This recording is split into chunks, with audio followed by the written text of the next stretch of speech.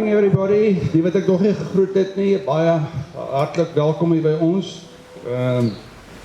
Got some bad news and I've got good news today. The bad news is that Dr. Brand Pretorius is not here in person. He recently lost 3 loved ones to COVID. And I said to him, Brand, please, don't take any chances. So he's not going to be in person, but he's going to be online, which is good news. But once again, welcome to everybody on this chilly day.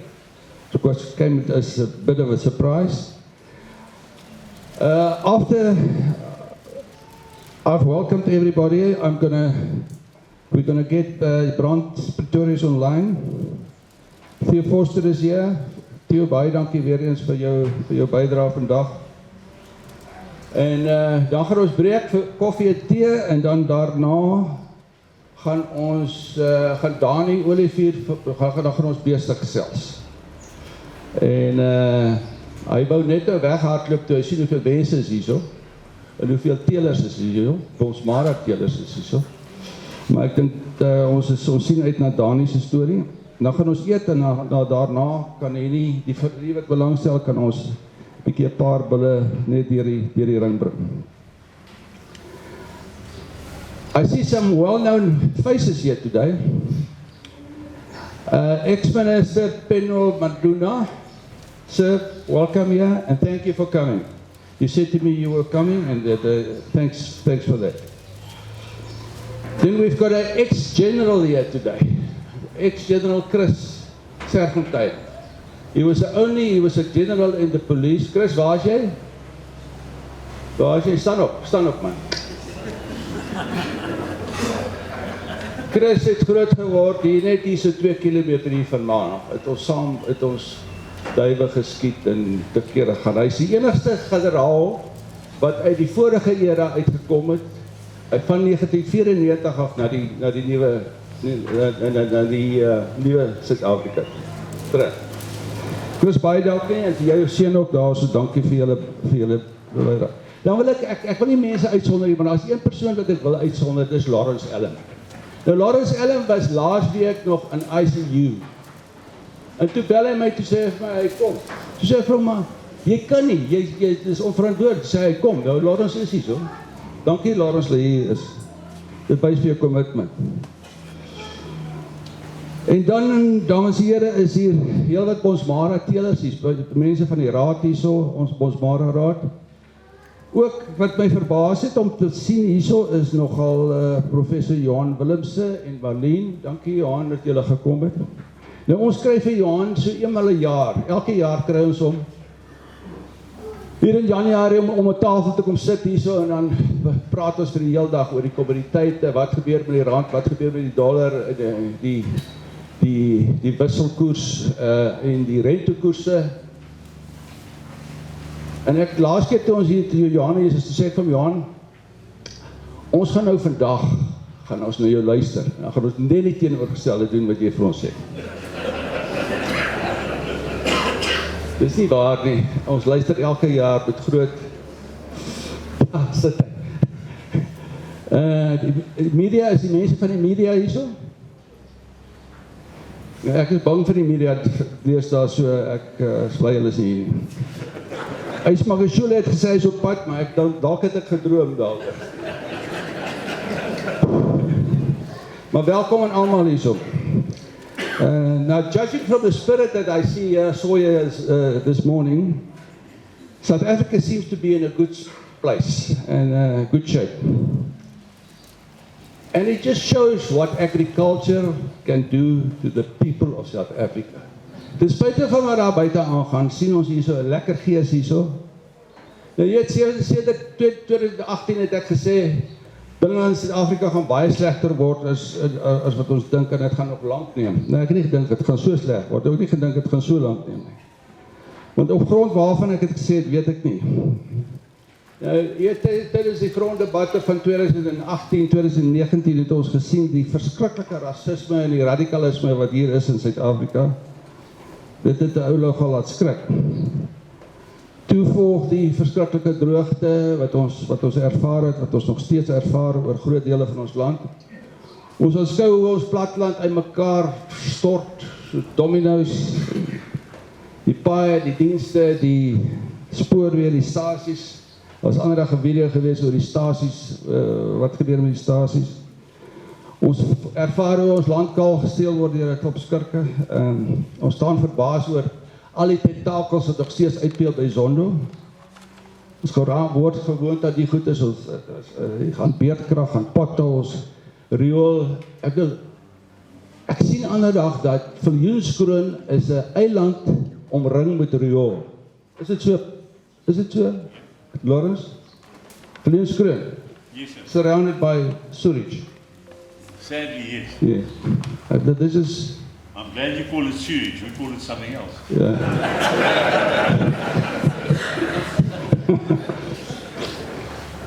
Toe kom back and close hier, en toe sien ons ekonomie kas toe gaan, en toe dink ons, wat kan nog gebeur? Toe kom COVID.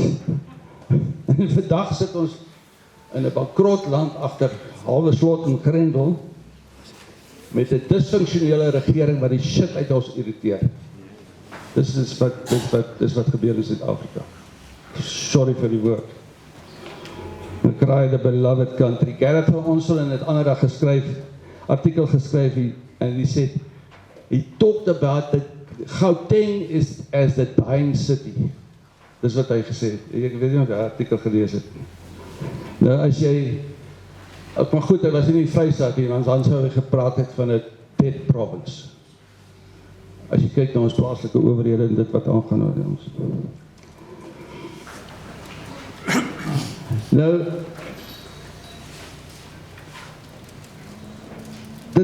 ek het 'n aardige boek gelees, die verskroeide aarde in Scotland, which talks about the Boer War in the 1900s, 120 years ago, when Lord Kitchener ordered his troops to burn down the land. En in daardie jaar is daar 25,000 children died in the concentration camps, 3,000 women, and about 16,000 black people who also supported the Boers during the war. My pa se huis was 200 meter hier vanaf. My ou pa se huis, oop 'n grootjie huis wat ook afgebrand is in die Boereoorlog. Nou vandag sit ons waarskynlik weer in 'n spreekwoordelike verskroeide aarde. Vraag is, hoe die hel het ons hier gekom? Ons het dit sien gebeur in die afgelope klompie jare. Ramaphosa het dit eergister ook gesê, hy het gesê, hy kan nie antwoorde gee hoe het ons hier gekom nie. Nou ek weet nie of hy als die waarheid vertel het nie, maar die feit is, die dinge het onder ons oë gebeur. So, nou, gaan ek selfmoord pleeg? Nee. Gaan ek immigreer? Nee, ek gaan nie immigreer nie. Is ek kwaad? Ja, ek is kwaad. Ek is kwaad, ek dink baie van ons is kwaad. Is ek negatief? Ek is nie negatief nie, ek is positief. Hoekom is ek positief? Want ek het die landbou en die landbouers van vandag het ons positief gemaak en gehou die afgelope 2 jaar. Ons sit met organisasies van mense en organisasies wat gesê het, ons gaan nie die goed toelaat nie, ons gaan dit self doen. En dit gee mense hoop. Terwyl staatsamptenare en vir 'n jaar reeds by die huis sit, ek wil gaan kyk wat in die glaskas gebeur in Bloemfontein as jy daar instap. Die glaspaleis as jy instap in Bloemfontein. Daar is nie mense nie. Hulle sit by die huis. En terwyl ons boere kos voorsien en produseer en die land positief hou, dorpe aan die kant maak ensovoorts. En dit gee my hoop. En natuurlik, jy weet, in Suid-Afrika het ons 'n geskiedenis van dat ons mekaar dat ons uit 'n gat uit werk, uit ons aan die skoenveters optrek. En daarom is dit vir my ook belangrik vandag dat ons sprekers so gekies het wat vir ons hoop kan gee. Dit is wat ons nodig het. So kom ons luister gerus na hulle. Ek wil graag aan julle voorstel Brand Pretoria is online. Nou ek het 'n paar jaar gelede het ek vir die brand ontmoet by 'n Rapport City Press grondberaad. Nou as jy eers weet wat hierdie formidabele man bereik het, dan sê jy diep geraak wees deur sy nederigheid. Dit is sy nederigheid wat Brand so 'n besondere mens maak. Daardie dag het hy na my toe gestap oor die vloer en hy vir my kom groet. Hom aan my kom voorstel. Nou hoe ridiculous is dit nou dat 'n mens soos Brand Pretorius om aan my kom voorstel. So dit is Brand Pretorius dan.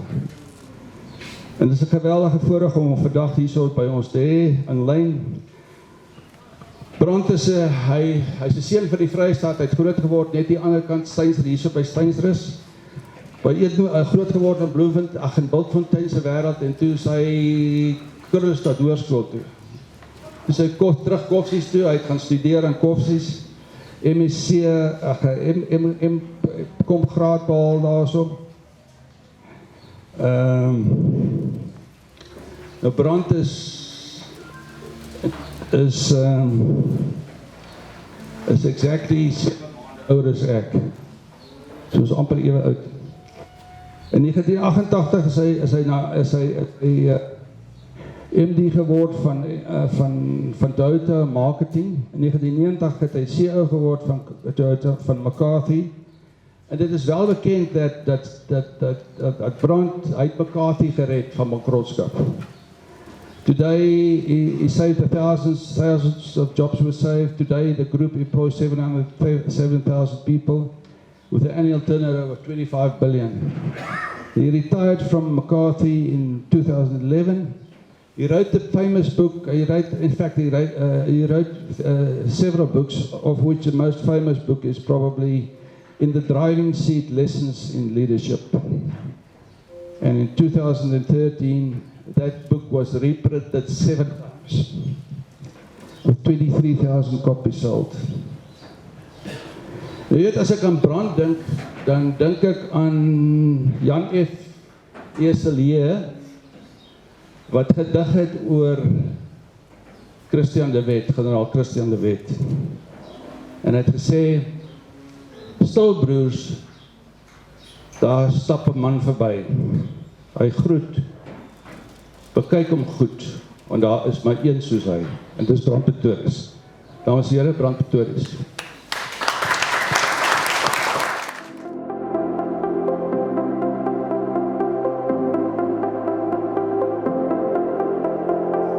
Baie dankie Nick en goeiemôre dames en here.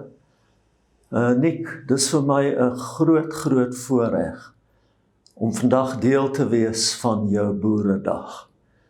Ek maak verskoning dat dit net virtueel is, maar toe ek vanoggend opgestaan het, was ek opgewonde oor hierdie geleentheid, Nick, wat jy vir my bied. Jy het nou mooi dinge oor my gesê. Ek wil net sê, Nick, dat ek het die wêreldse respek vir jou. Jy is wat ek noem 'n konstruktiewe aktivis. En ek dink die landbousektor is baie dank aan jou verskuldig. Vir jou moed, vir jou kennis, vir alles wat jy vir die landbousektor doen. Ek haal my hoed vir jou af en ek wens vir jou net die rykste seën toe vir alles wat op jou pad voorlê. Ek wil weer sê, toe ek wakker word vanoggend, was ek opgewonde. Opgewonde want ek hou daarvan om interaksie te hê met die boere van Suid-Afrika. Soos Nick gesê het, ek is in Steynsrus gebore, maar ek het op Bultfontein groot geword. En die boere was die spulpunt waarom die Bultfontein gemeenskap gedraai het. Albei my oupas was boere, en my jongste seun Jan Louis is 'n sitrusboer in die Letsethele distrik in Limpopo, en ek wil vandag sy toespraak juis aan hom opdra. Sedert my uittrede by McCarthy het ek ook die geleentheid gehad om van Suid-Afrika se voorste boere te ontmoet. En ek moet sê, ek was sonder uitsondering geweldig beïndruk met hulle benadering, hulle professionaliteit, hoe hulle boerderye hanteer. In my opinie het ons in Suid-Afrika die beste boere ter wêreld. Hoekom sê ek so? Ons het strawwe klimaatstoestande, ons het stygende insetkoste die hele tyd. Ons het 'n bietjie van 'n vyhandige landboubeleidsomgewing. En ek sê dit met hartseer. Ek weet dat julle te doen het met verbrokkelende infrastruktuur. Dat julle moet meeding teen goedkoop invoere. Dis 'n lang lys. Maar desnieteenstaande dit alles is julle wêreld mededingend. Desnieteenstaande dit alles is daar absoluut voedselsekuriteit in Suid-Afrika. Wat julle prestasie nog meer merkwaardig maak, is dat julle dit doen teen die agtergrond van dreigemente, van onteiening sonder vergoeding, en natuurlik die ewige vrees vir persoonlike veiligheid. As ek net aan plaasaanvalle dink, dan trek my keel skoon toe. So dis vir my heerlik om vandag hier by julle te wees, al is dit digitaal, by julle Boeredag, en ek wens vir julle 'n heerlike, produktiewe dag toe. Nick het vir my gevra om te praat oor riglyne vir volhoubare sake sukses in 'n omgewing wat vinnig verander. Ek weet, en ek besef my tekortkominge uit julle oogpunt, want ek is nie 'n boer nie. So ek gaan hierdie onderwerp adresseer uit 'n sakeman se oogpunt.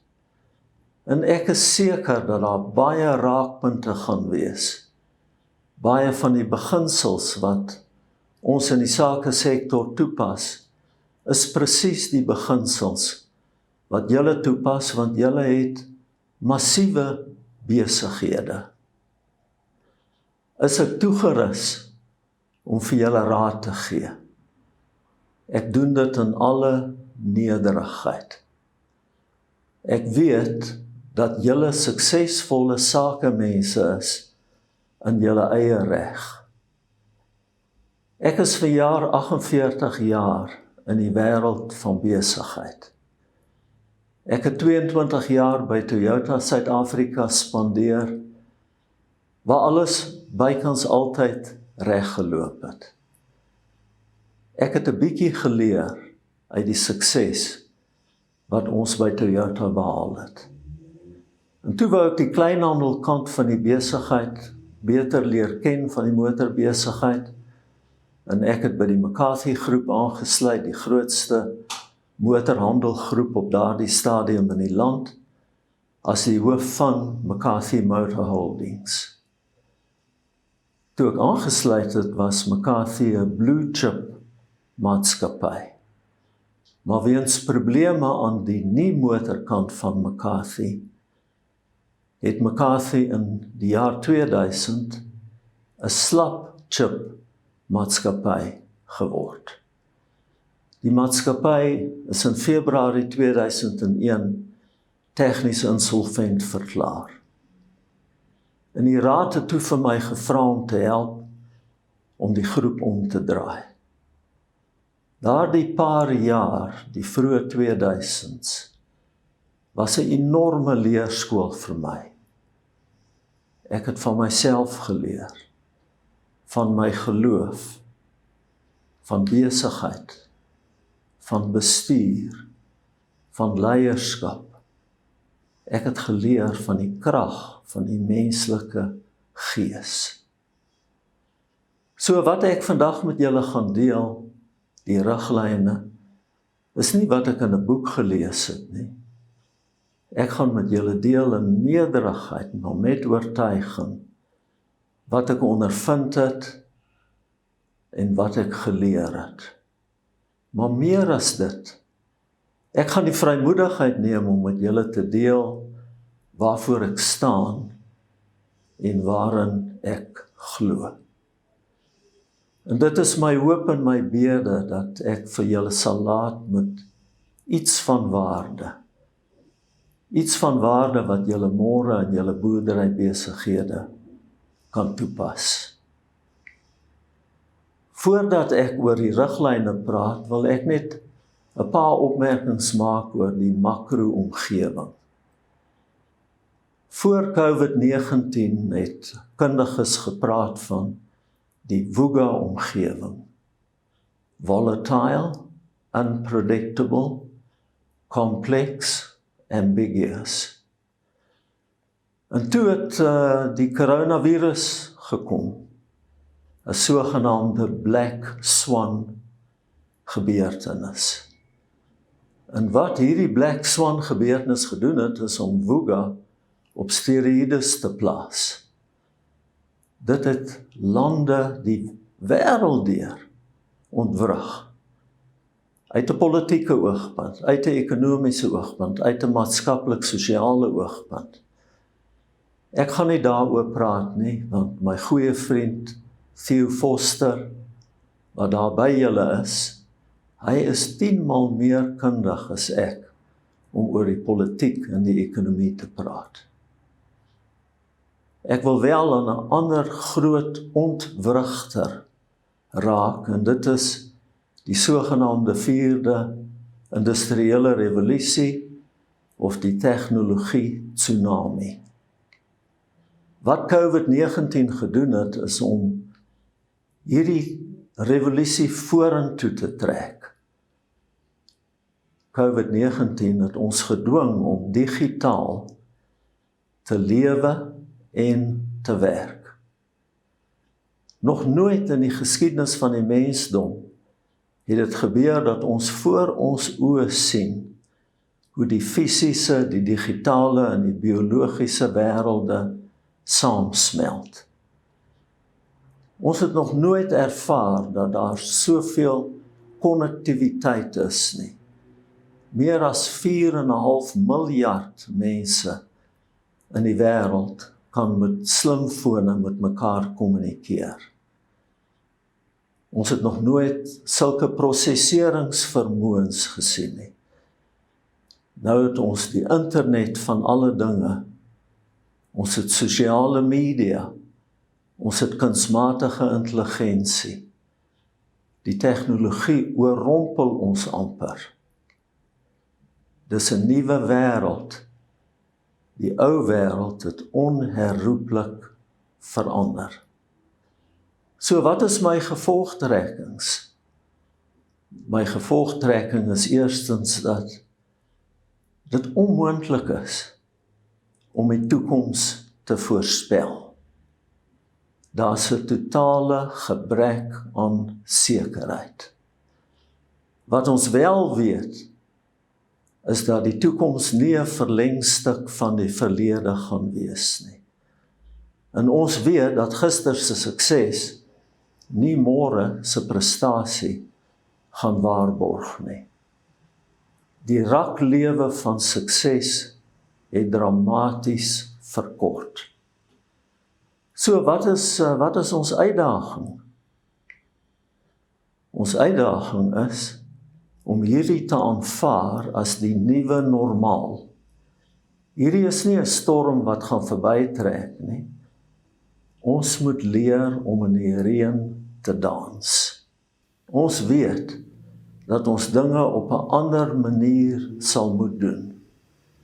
Die uitdaging vir julle besighede, vir my besighede, is dat ons moet transformeer om in te pas by hierdie nuwe normaal, en terselfdertyd moet ons presteer, want die wêreld was nog nooit meer mededingend nie. En om te transformeer en te presteer te gelykertyd is 'n baie moeilike ding. COVID-19, hierdie periode, hierdie tydvak waarin ons is 'n katalys vir verandering. En as ons kapitaliseer op die regte manier Op al hierdie ontwrigting, al hierdie verandering, kan ons besighede op 'n nuwe platform plaas. Ek weet van besighede wat in hierdie ontwrigting floreer. Dit is ons uitdaging. Kom ek praat dan in die eerste instansie, voordat ek praat oor riglyne, kom ek gesels oor 'n paar karaktereienskappe wat 'n mens nodig het om in hierdie nuwe normaal nie net te oorleef nie, maar te floreer. Die eerste karaktereienskap is 'n baie logiese een, aanpasbaarheid. Verandering is die prys vir oorlewing. As ons nie verander nie, loop ons die risiko om irrelevant te raak. Die Amerikaners het 'n oulike spreekwoord, hulle sê, if you don't make dust, then you eat dust. En ek weet dat nie een van julle stof sal wil eet nie, so wees aanpasbaar, verander vinnig. Tweede karaktereienskap is skepende vermoë.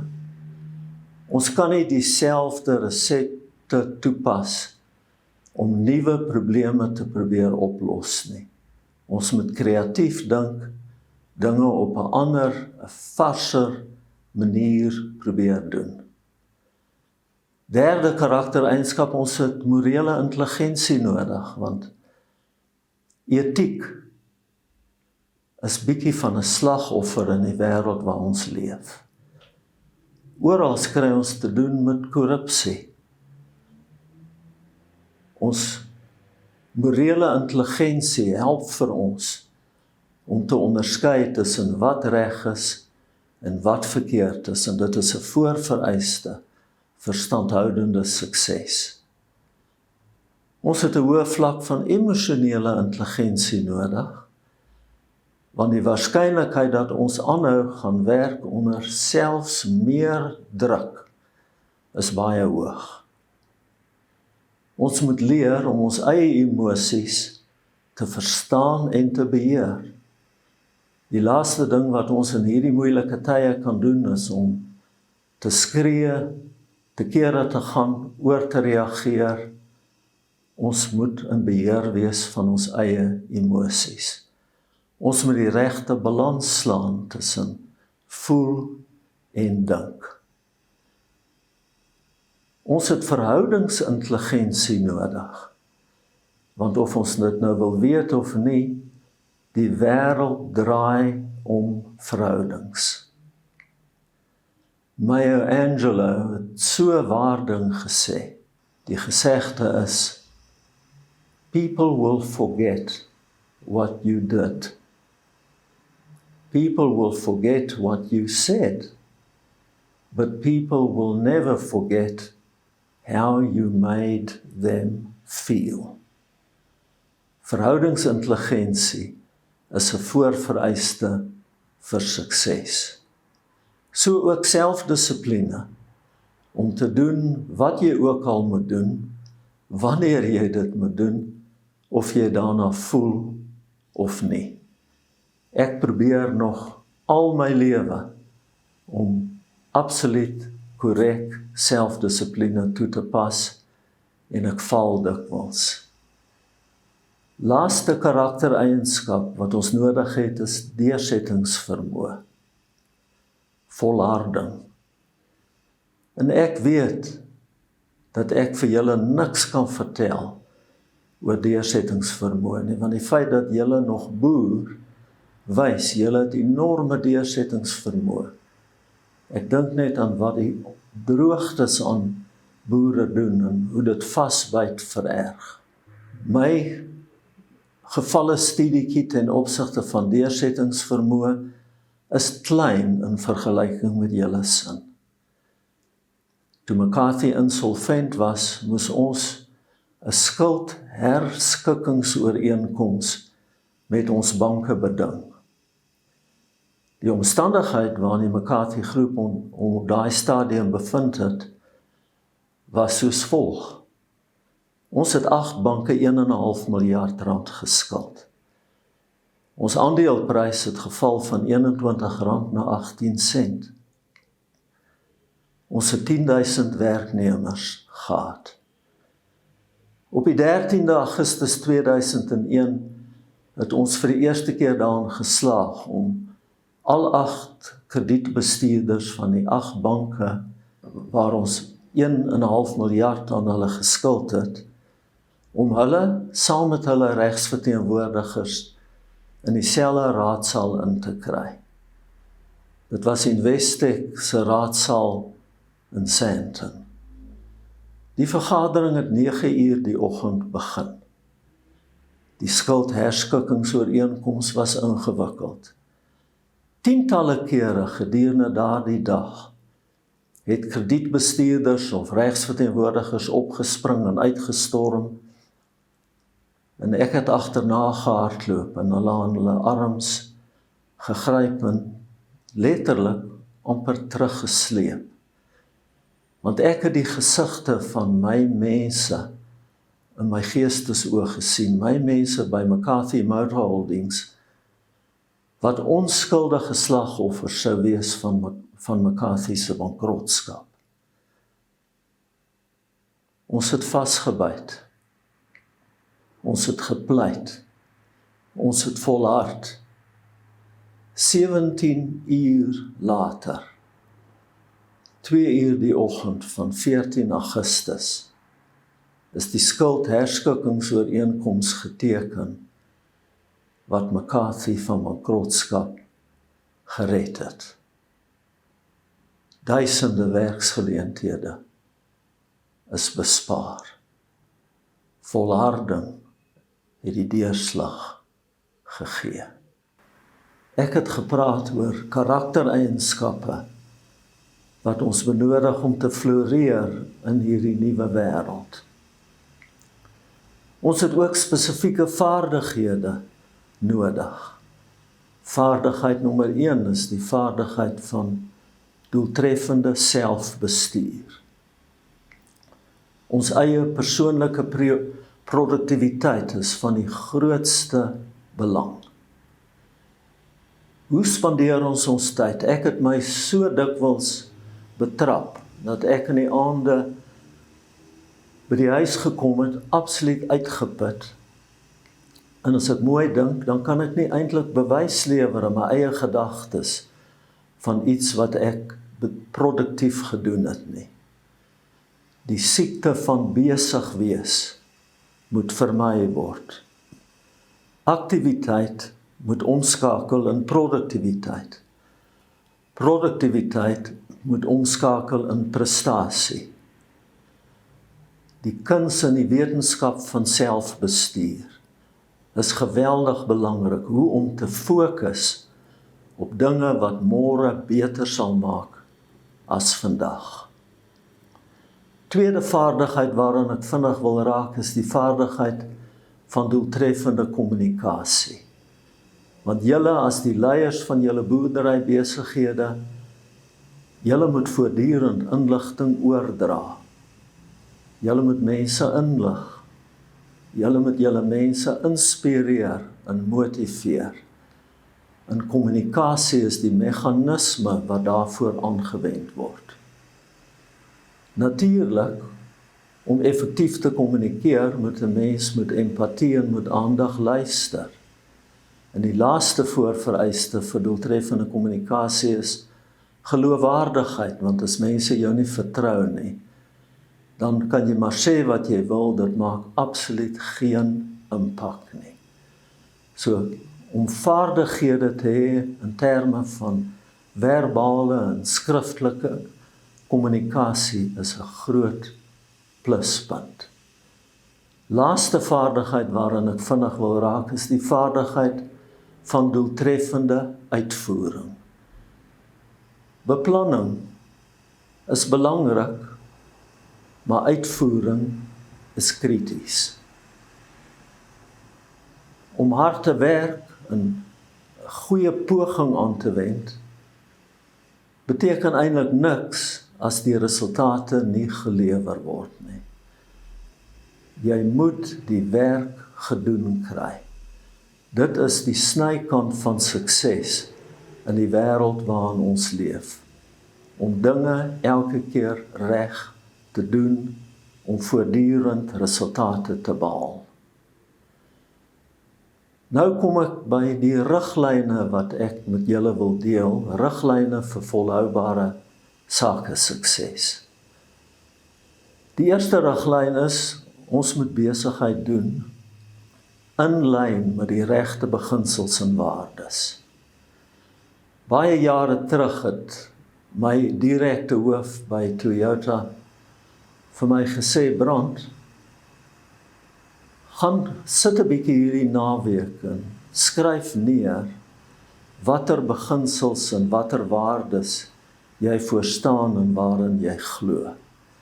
Trek jou eie persoonlike gedragskode op, sodat jy ankers het waaraan jy jou gedrag kan koppel en jou besluite teen kan meet. Dit was die beste raad wat ek ooit gekry het. Ek het 'n paar uur spandeer, my beginsels uitgestippel. Ek glo in integriteit. Ek glo in regverdigheid. Ek glo aan die beginsel van billikheid. Die beginsel van meelewing, van omgee. Die waardes van openheid en eerlikheid. Die waardes van respek vir alle mense en die strewe na uitnemendheid. Die waarde van aanvaarding van verantwoordelikheid.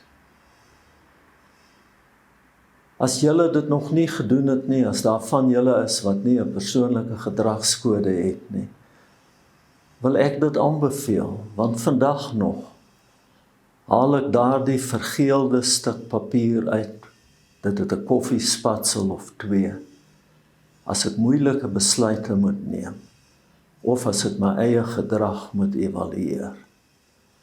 Regte beginsels en waardes vorm die fondament vir volhoubare sukses.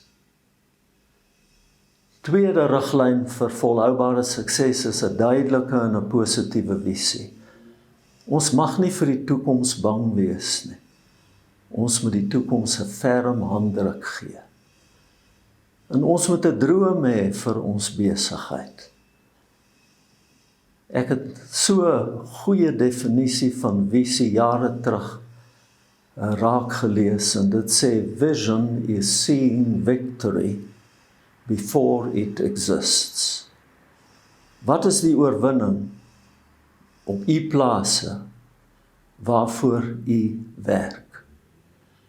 Steve Jobs, wat Apple begin het vir sy mense gesê dat we are going to make a dent in the universe. En dit is wat Apple met hulle produkte gedoen het. Without vision, people perish. Dit het julle al gehoor. 'n duidelike visie is 'n voorvereiste vir sukses. Derde voorvereiste vir sukses is 'n baie belangrike een, en dit is die regte houding, die regte ingesteldheid. Optimisme verdubbel energie. 'n Positiewe houding maak 'n enorme verskil. En wat vir my help is, ek vermy geselsies wat my houding vergiftig. Ek vermy afwaartse spiraal gesprekke. Ek vermy 'n slagoffer mentaliteit. 'n Positiewe houding maak 'n enorme verskil. Volgende riglyn vir sukses is, ons moet die regte kennisbasis hê. 'n Kennisontploffing is besig om in die wêreld 'n plaas te vind. Kennis is mag, dit het julle al herhaaldelik gehoor. Mahatma Gandhi het gesê, live as if today is your last day, but learn as if you're going to live forever. Omdat ek 'n motorman is, wil ek graag vir Henry Ford quoteer. Hy het gesê, of jy 20 jaar oud is, of 80 jaar oud is, as jy ophou leer, is jy oud. Hou jou kennisbasis op datum. Volgende riglyn is, ons moet kwaliteit verhoudings met al ons belanghebbendes skep. En sulke kwaliteit verhoudings kan 'n mens net skep, gebaseer op bekwaamheid, integriteit en omgee. Vertroue moet verdien word. Die Amerikaners sê, trust trumps everything. Vertroue wat onderbou is deur die korrekte optrede en bekwaamheid, die uitvoering van elke belofte, klein of groot, skep die fondasie vir sake sukses. Volgende riglyn is, in die wêreld waarin ons leef, moet ons innoveer en ons moet voortdurend verbeter. Ons moet trouens ons mededingers uit-innoveer, want innovasie is 'n voorvereiste vir sukses. Volgehoue verbetering is nog 'n soort van 'n godsdiens wat ons moet aanhang. Die Japanners praat van Kaizen. Letterlik vertaal beteken Kaizen net dit, om nooit gelukkig te wees nie, om nooit tevrede te wees nie, om deur middel van klein, daaglikse, volgehoue verbeterings aan mekaar vordering te maak. Ek weet nie of van julle Formule 1 wedrenne kyk nie, maar daar is so 'n goeie voorbeeld van Kaizen. In die ou dae het 'n sogenaamde pitstop of 'n stop in die kuipe om bande te verander en die brandstof te hervul, het minute geduur. Miskien 3 minute, 4 minute, 5 minute. Deur middel van volgehoue verbetering, die toepassing van Kaizen, het dit 'n minuut geword, 30 sekondes, 10 sekondes.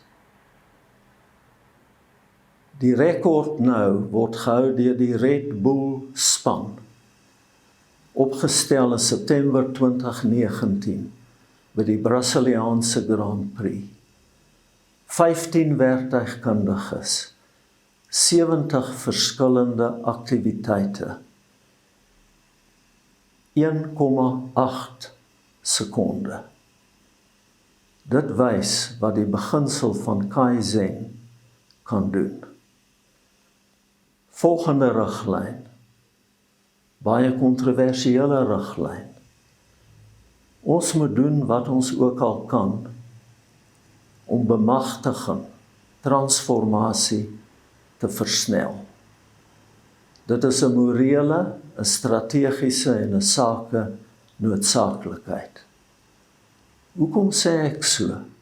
Ek weet in baie gevalle transformasie 'n skelwoord geword.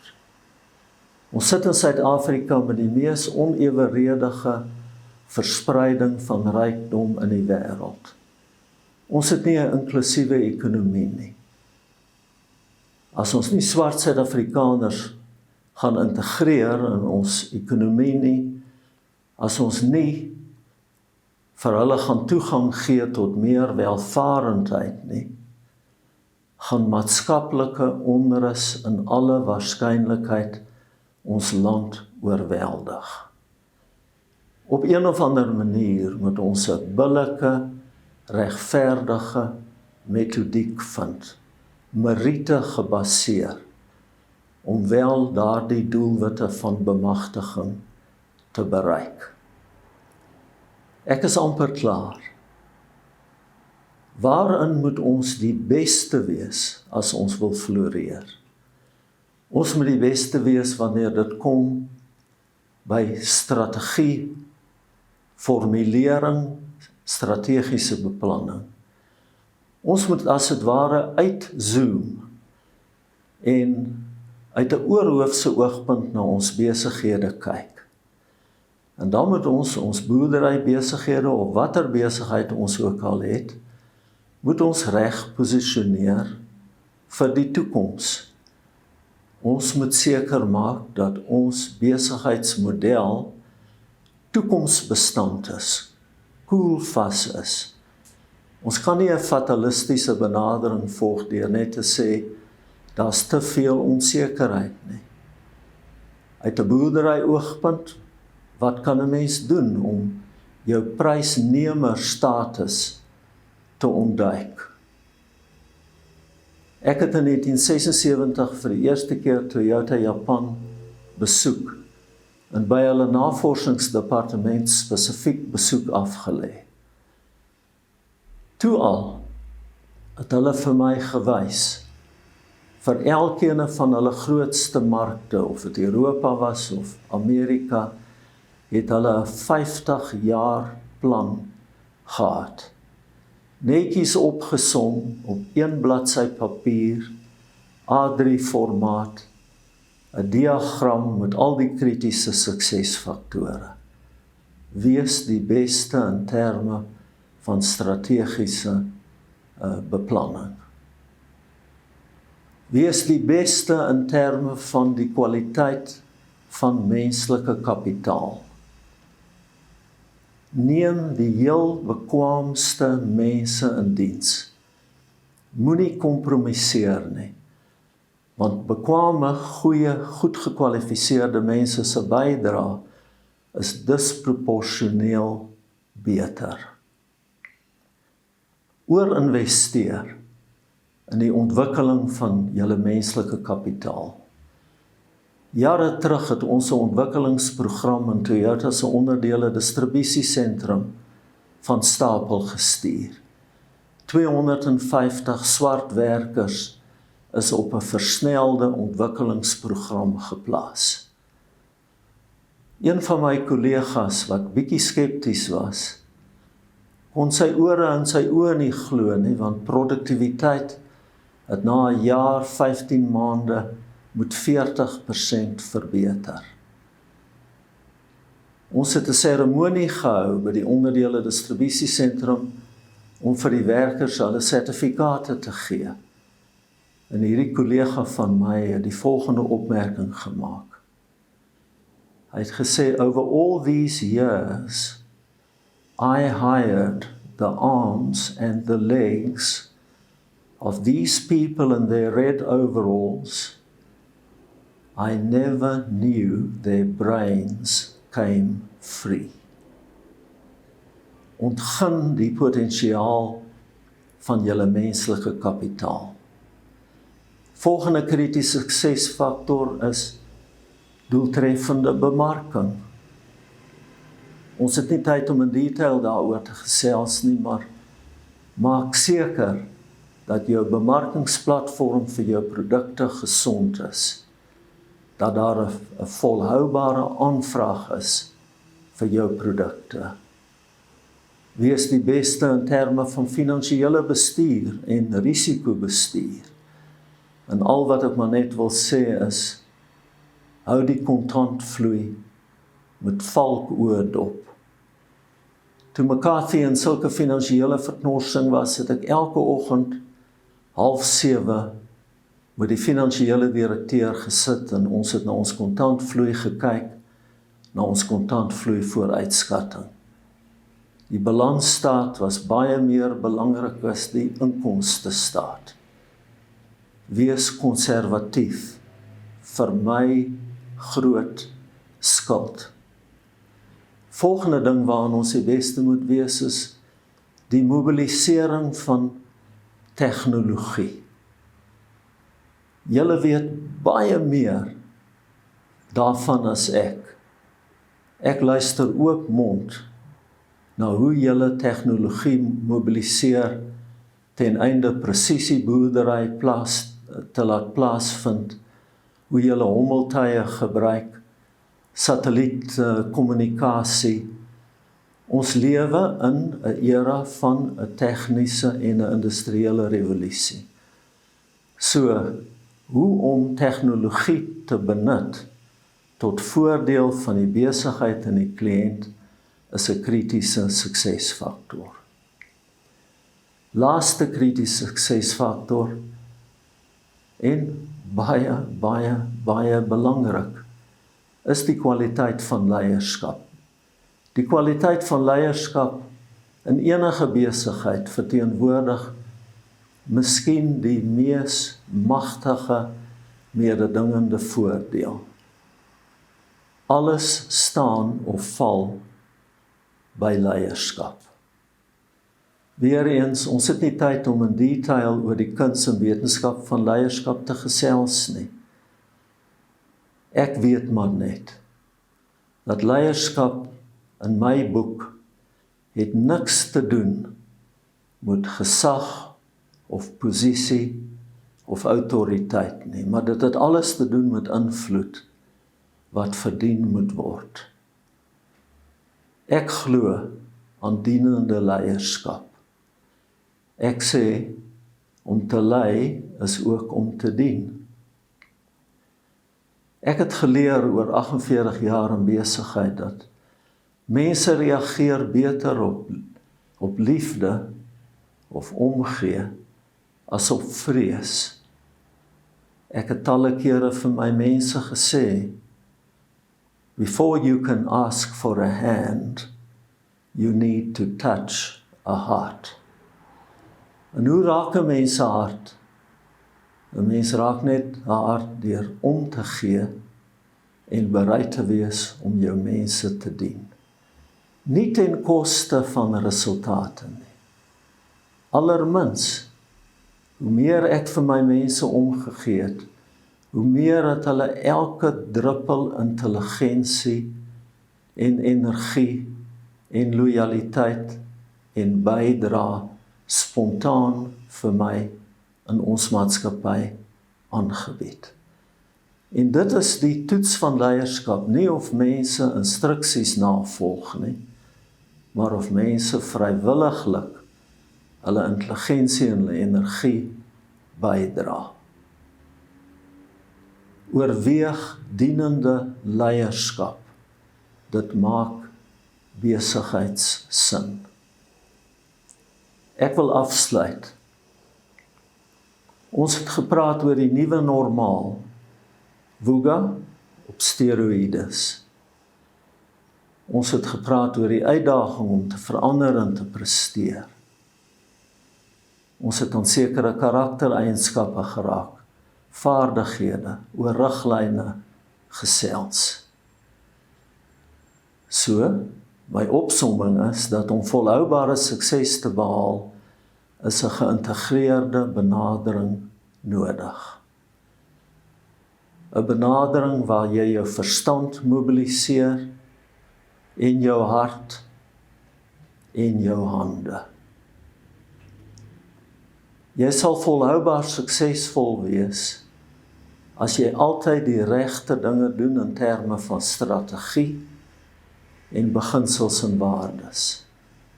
En natuurlik, dan moet jy die regte dinge reg doen deur middel van doeltreffende uitvoering. Daar's een laaste kritiese suksesfaktor wat allerbelangrik is. Ongelukkig is daar 'n groot tekort van hierdie kritiese suksesfaktor in Suid-Afrika vandag. Die kritiese suksesfaktor is hoop. Sonder hoop is ons verlore. Hoop is die lewe self. Hoop gee vir ons stiekrag en moed en energie om môre en die dag na môre aan te pak. Maar hoop, as ons hoop het, is dit 'n kragtige instrument. Helen Keller het gesê, hoop sien die onsigbare. Hoop voel die ontasbare. En hoop behaal die onmoontlike. As ons kyk na die realiteite van die Suid-Afrika waarin ons leef, moet ons amper die onmoontlike behaal. En derhalwe is dit so nodig vir almal van ons om hoop aan die lewe te hou. Ons mag nie ophou hoop nie.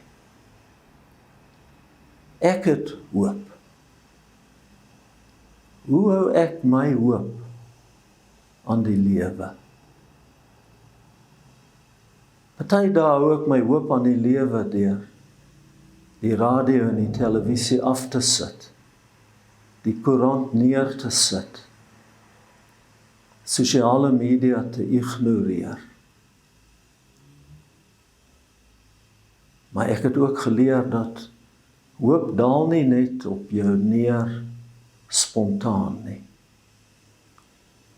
Hoe meer jy jou moue oprol en betrokke raak by dinge wat môre beter maak as vandag, hoe meer hoopvol raak jy. Want dan is jy in aanraking met mense wat ook hoop het.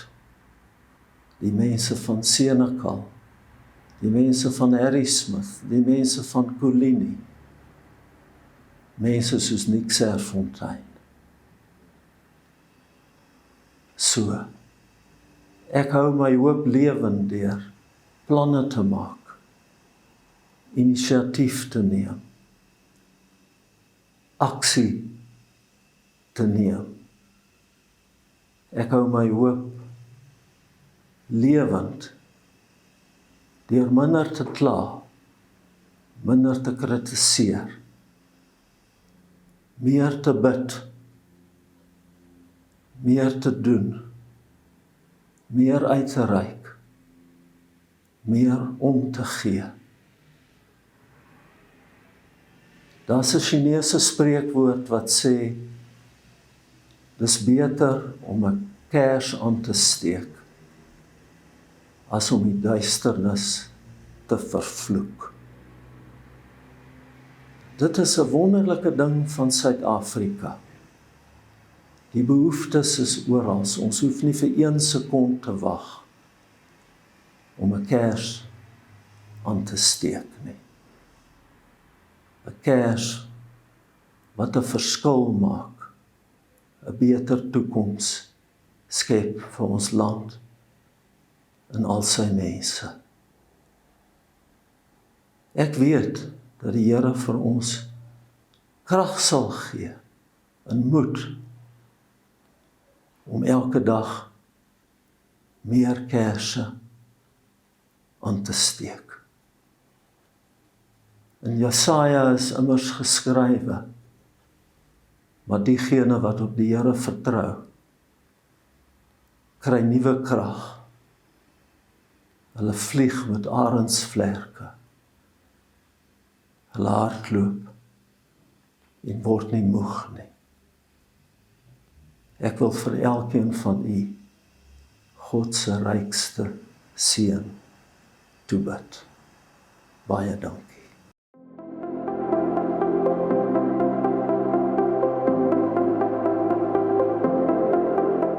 Baie dankie, dames en heren. I am going to talk in English and Afrikaans. The aim of the exercise is if there's anything that you are not following, of as enige iets wat ek moet sê in Engels of Afrikaans, ek sal dit met graagte herhaal. I will with pleasure interchange languages as we carry on. So the agenda is, the first question that I am going to ask is the worst of the gravel road, die grondpad, is dit verby in terme van die politieke omgewing en in terme van die ekonomiese omgewing? Do I believe that the worst of this gravel road that we've been on the last 8 to 10 years, is it past us or is it still ahead of us? Both from an economic point of view and from a political point of view. Then Nick asked me to also just talk a bit about family farming, family businesses, and to talk a bit about why I believe it's a community asset that needs to be managed correctly. Dis 'n gemeenskapsbate wat reg bestuur moet word. Nou hierso is 'n kundiges op die ekonomiese gebied, so as jy dalk met my verskil is, jy welkom. Ons kan oor gesels. Net so is die kundiges rondom familieboerdery besighede. En weer eens, as jy met my verskil, kan ons daaroor gesels. So let's start off with where are we in the political environment. The sad part in South Africa is that there is only one party at this point in time that will have an impact on the future. Ongelukkig is Suid-Afrika in 'n posisie waar dit eintlik maar net die ANC is wat op hierdie stadium 'n verskil kan maak. Ons oppositiepartye het beide aan die verskillende kante het verbrokkel. Ek dink nie daar is 'n stewige kans dat behalwe vir die Weskaap dat die DA gaan hond daarop maak nie, en so ook dink ek nie dat, of ek hoop nie dat die EFF werklik verder gaan in dis omgewing nie. So the point is, if you talk politics and the future of South Africa, you have to look at where the ANC is, what's happening within the ANC, and where's the future of that party going. The DA is, I believe, is unfortunately in turmoil. They will most likely be a party that is for the foreseeable future in the Western Cape. And as to the EFF, I hope they've reached a ceiling. I think this COVID couldn't have come at a worse time for them. And I do think that we will most likely see that their ceiling is around 12 to 13% of the national electorate. And there's no other real force that I think one should talk about. So the question is, if you take Cyril Ramaphosa within the ANC, the big debate, and I put it radical economic transformation, and I put the word flettergat daar. I don't know what that's in English. But I dink dis op hierdie stadium is dit 'n klomp ouens wat al wat hulle saam sit, is die feit dat hulle weghardloop voor die reg.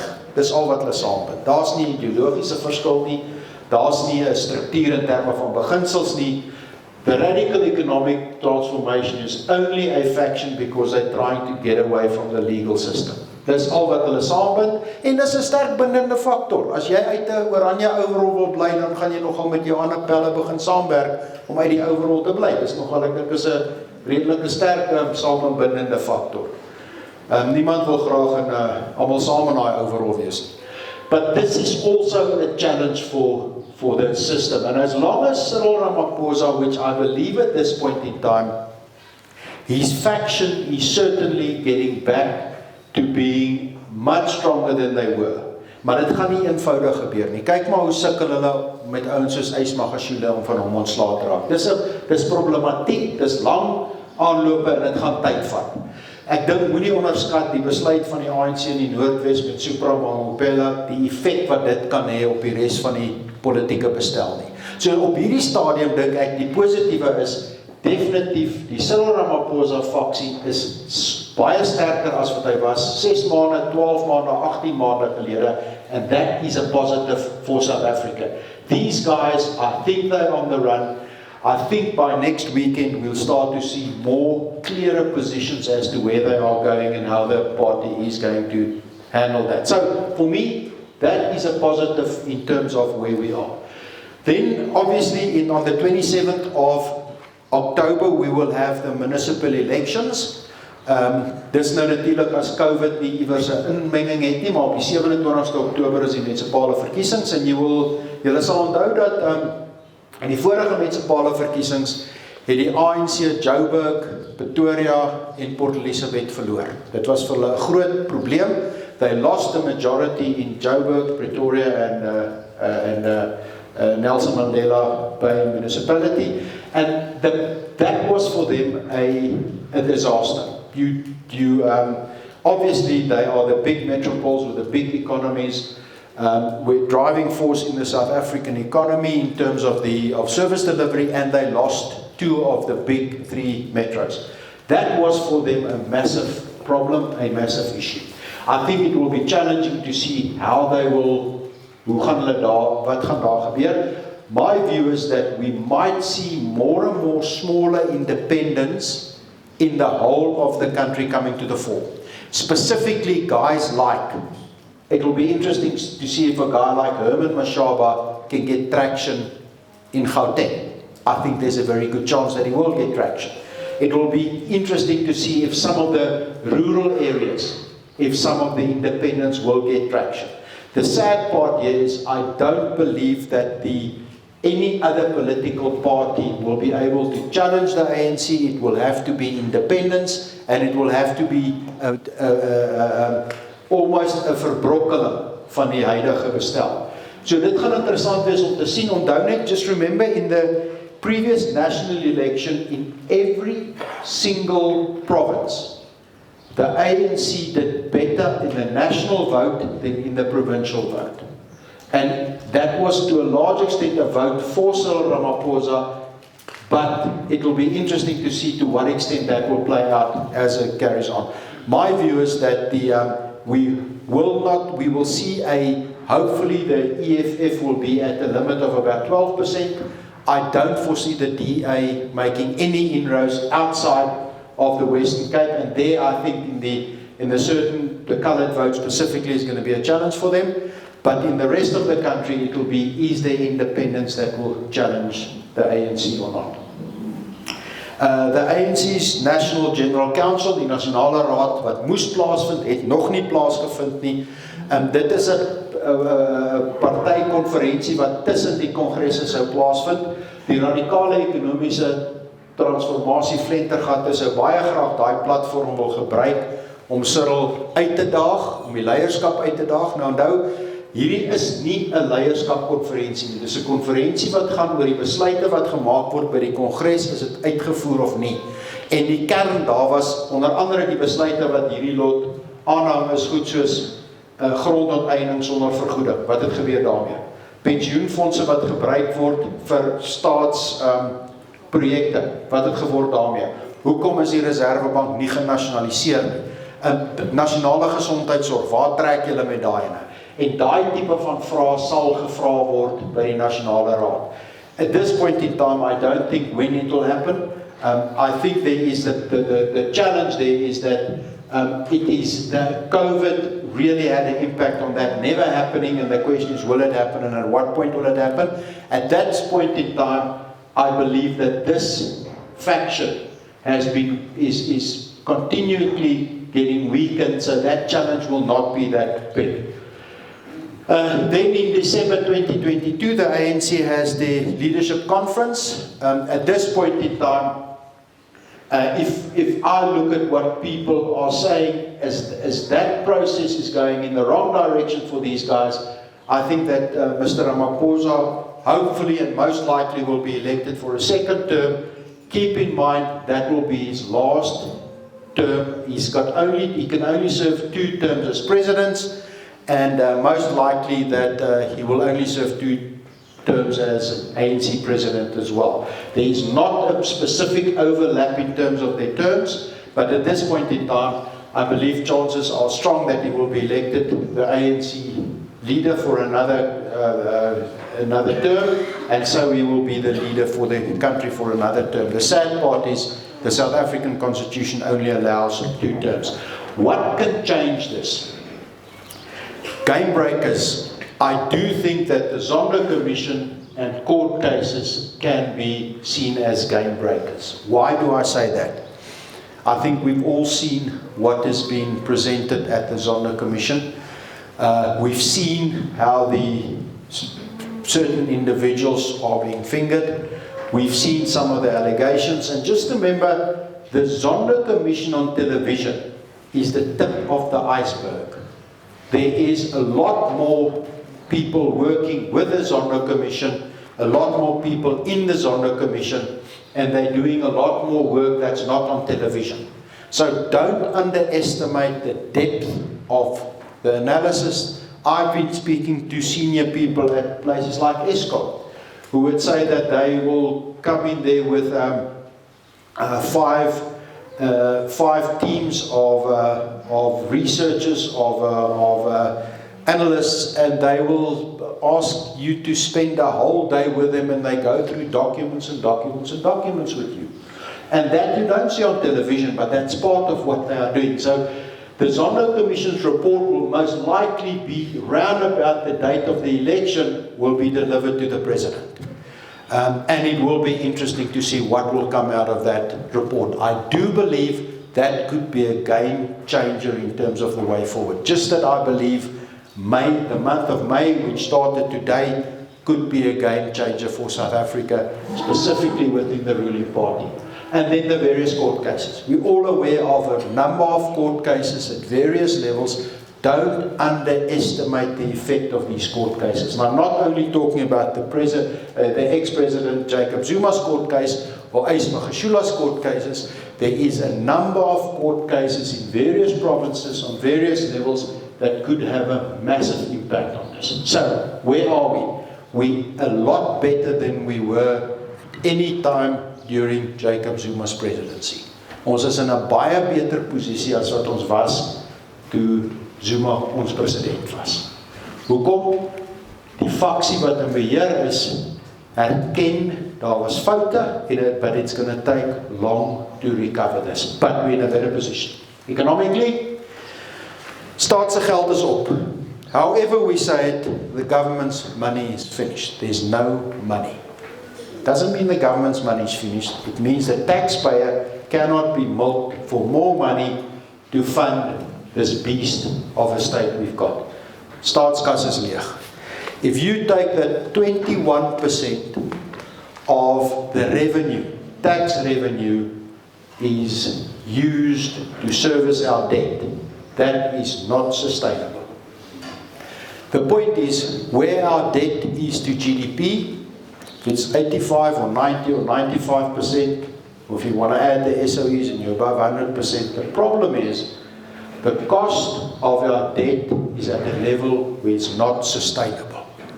So however you slice and dice that number, it is not sustainable. Suid-Afrika se staatsskuld is eenvoudig te groot. Die regering se staatskas is leeg. Daar's nie meer cash nie, daar's nie geld nie, geld's op. Wat beteken dit? Dit beteken die regering is verplig om privaat kapitaal te betrek. The government is forced to get private capital involved in solving their problems. I believe that's a great thing. If it is not done by legislation, which the radical economic transformation faction wanted to do, and it seems that we're quite comfortable that it will not be done by order or by legislation, but it will be done on a project-by-project basis. Dit is vir my uitstekende nuus.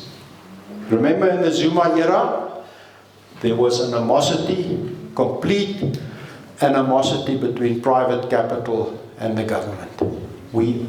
The government is forced to look at private capital. Dis vir my uitstekend. En ons kan gaan na 'n klomp voorbeelde, ons kan begin weer met die nuwe ronde van Eskom kragvoorsiening. Ons kan kyk na die 100 miljard rand se projek om die hawens op te gradeer. 'n Projek oor 10 jaar, privaat sektor kapitaal word betrek.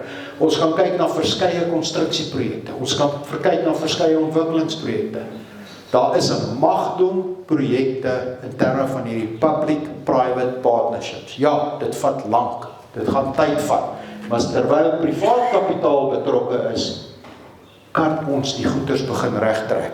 Unfortunately, the South African government has proved over the years that they cannot run big capital projects. Once you get the private sector involved, it's a complete different story, en ek dink dis positief. Die regering is duidelik besig om uitgawes te sny waar hulle kan. The government is cutting expenses where they can. Die groot challenge hier is die staatsdienssalarisse. Ons staatsdienssalarisse het absoluut weggehardloop, en as jy net vat die feit dat die regering het nie 'n gekontrakteerde derde jaar se verhogings verlede jaar ingebring nie, wys vir jou die regering besef hulle moet dit sny.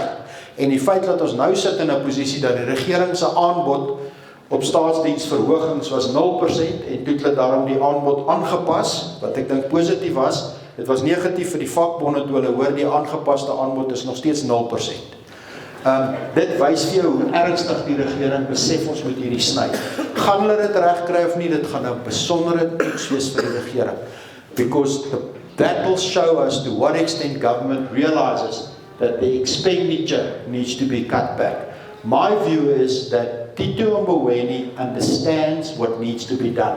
The fact that yesterday for one of the municipalities, he said, but why should I assist you bailing you out if you can't manage your finances? There's no way it's not a responsibility of Treasury to bail somebody out if they can't manage their funds.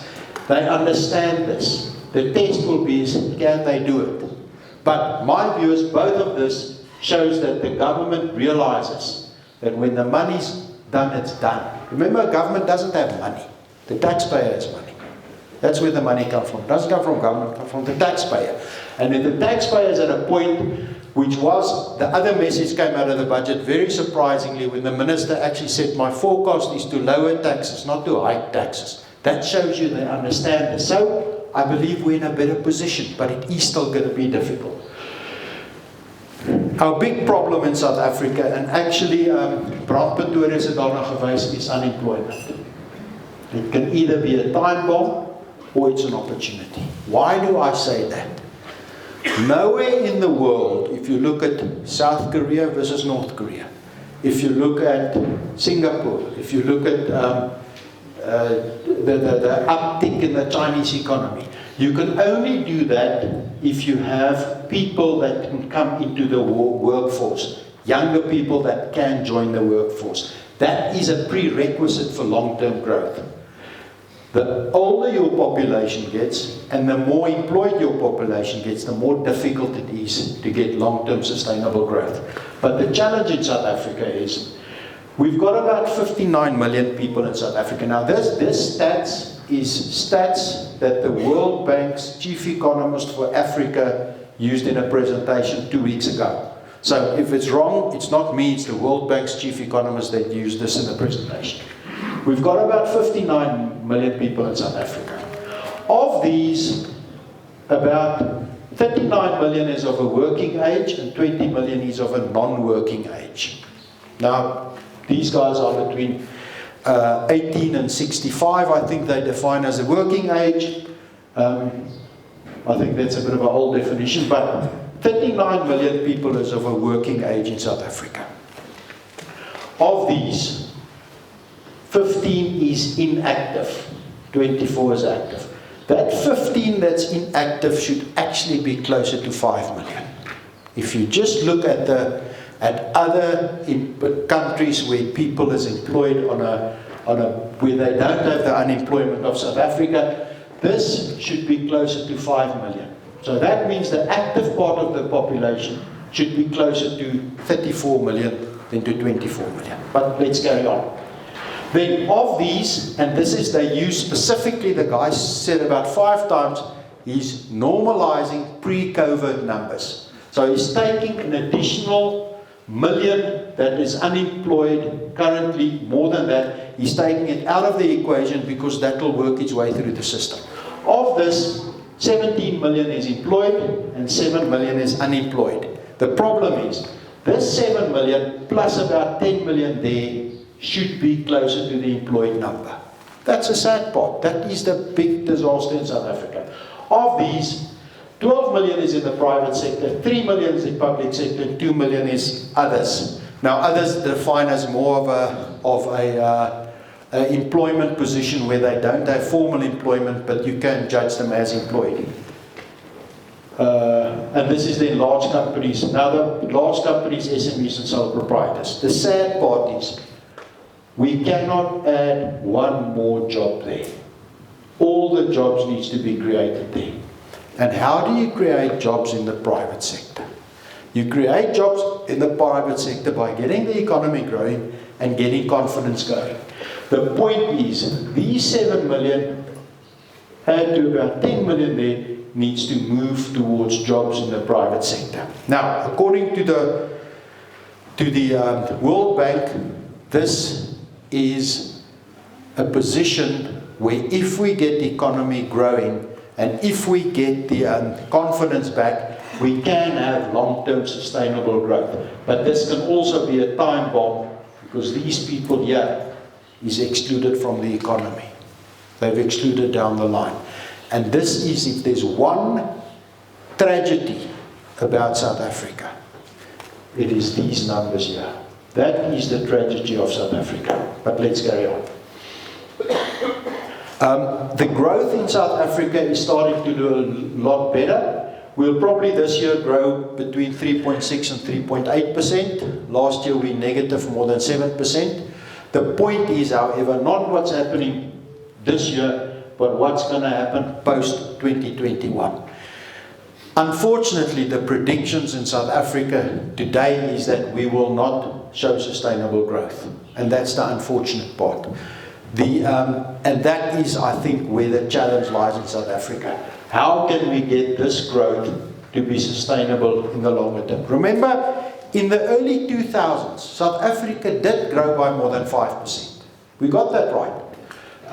It's not that it's impossible, but it needs confidence in the economy, it needs policy that includes the private sector, and it needs a policy framework that takes away uncertainty. I'm going to talk about the Rand a bit, because lots of people are asking, why is the Rand so strong at this point in time? Now, there's a few reasons for that. But one of the better analysis was done by the IMF about 5 or 6 years ago, where they did an analysis as to what are the key drivers of volatility for the South African currency. And they ended up with 4 major drivers for volatility. And I must say, I enjoyed the document specifically because you could see that it was scientifically based and not emotional based. The first driver for volatility in the South African Rand is to a large extent commodity price movements. Wat gebeur met kommoditeitspryse? Wat gebeur met harde kommoditeitspryse? Hoekom? Dit het 'n massiewe impak op ons betalingsbalans. So die eerste punt is wat gebeur met kommoditeitspryse. Nommer 2, wat gebeur met wêreldkapitaalvloeie? That means what happens to capital flows in terms of emerging market, developed markets? Where are we in cycles in terms of recession or economic growth? The third one was changes in American economic projections or numbers, and the fourth one was political certainty or uncertainty in South Africa. So let's just quickly go to the level of the Rand. This is the exchange rate of the Rand to the dollar at month end. So this is unfortunately not to Fridays, to the previous month end, but it's not far off this. This is the exchange rate. And this is basically, if you were to look at the difference in inflation between South Africa and the American dollar, and you kind of look at one standard deviation away from that, this is the kind of band in waar binne die rand verswak. So hierdie is basies 'n afgeleide van die verskil in inflasie tussen ons en Amerika. Die kern hierso is, daar het ons massief oorreageer. Dit was die aand dit was die aanloop wat Nene afgedank is, minister van Finansies. Hierdie was die COVID verswakking, maar wat jy sien is dat oor lang periodes van tyd kom die rand maar terug na hierdie langtermyn verhouding in die inflasieverskil. En daai tipe tendens van verswakking gaan aanhou in die langer termyn. In the long term, the Rand will weaken. And there will be a differential in terms of the risk factor attached to that. Maar ons is op hierdie stadium naby aan, kom ons sê, hierdie tipe van diklyn. Onthou, hierdie is nie 'n vooruitskatting nie. This is not a prediction or a forecast. It is more to show that over long periods of time, the Rand will weaken in terms of this, but it can over and undershoot. Hierdie is toevallig, nou moet jy net bietjie konsentreer, die blou lyn is die rand-dollar wisselkoers, maar in Amerikaanse sente uitgedruk. So that's the rand-dollar exchange rate in terms of American cents. So at this point in time, an American will pay or the value of the rand is about 7 American cents. It was a lot stronger. It was 12 or 14 cents in the start of this, but this is the commodity price index. And that shows you that the rand-dollar exchange rate to a large extent follows the commodity price index. And you can see that in our balance of payments. You can see that in our export numbers. To a large extent, this supports the rand. The other two factors, if you look at the political side, South Africa is currently, I think, a lot more predictable in terms of politics. I think the unpredictability that we had in the Zuma era is a lot less now. We've got a much more predictable government. Surprises is a lot less, so that's a positive. The American economy seems to be, although the growth seems to be very strong and very sustainable, I do think at some point in time the debt of America will come to the fore, and there will have to be, in some or other way, it'll have to be reckoned. The advantage is they're paying very low for that debt. Their interest rates are rather low. On the inflation differential side, it is the lowest that it's been in a number of years. Die verskil tussen ons inflasie en Amerikaanse inflasie was nie in dekades so laag nie. Dis iets soos 0.6%. Ons inflasie bietjie meer as 3%. Amerika se inflasie hierso rondom 2.5% huidiglik. So daai verskil is besonder klein. Uiteraard dink ek nie ons inflasie is volhoubaar op hierdie vlakke nie. Ek dink oor tyd gaan ons sien dit tel op. So my posisie van die rand is, ek dink ons is relatief sterk op hierdie vlak. Ons kan sterker gaan, maar oor die lang periodes van tyd gaan ons verswak. Now, what can change this? I do think that the tempo of vaccinations can make a massive impact on this. Unfortunately, South Africa is not getting in that. We are way behind some of the countries in the world. We are not the lowest in the world, we are not the worst in the world, but we are certainly lagging. And if it wasn't for if it wasn't for individuals, we even wouldn't have had the Johnson & Johnson vaccinations at this point in time. We are behind in that. Sadly, government is not getting what we should be doing. Our programs are not picking up. Unfortunately, the sad part there is, if I just look at what's happening in India and Brazil, now they are both countries with basically the same demographic structure of South Africa in terms of the young population, number one, and number two, they have got a major difference between the rich and the poor, people with access, without access to medical care. They are in terrible states at this point in time. So for us to assume, purely based on where we are today, that another wave is not going to come our way is a risky projection to make. We all hope it's not going to happen, and we all bargain on the fact that it might not happen. But if you look at Brazil and if you look at India, we might not be out of this at this point in time. It's terrible what's happening in those two countries. The other punt is goedkoop geld. Die wêreld is vrot van goedkoop cash. Suid-Afrika sien dit nie so erg nie. Ons het nou wel rentekoerse op die stoel op baie lae vlakke. Ek dink die volgende bewegings in rentekoerse gaan waarskynlik opwaarts wees, maar dit gaan nie beduidend wees nie. Dit gaan miskien 2/4% bewegings wees. Ek het gedink voor die einde van die jaar, miskien gaan dit eers vroeg volgende jaar, maar die volgende bewegings gaan opwaarts wees, maar die res van die wêreld is vol goedkoop geld. So state geld in die stelsels in pot.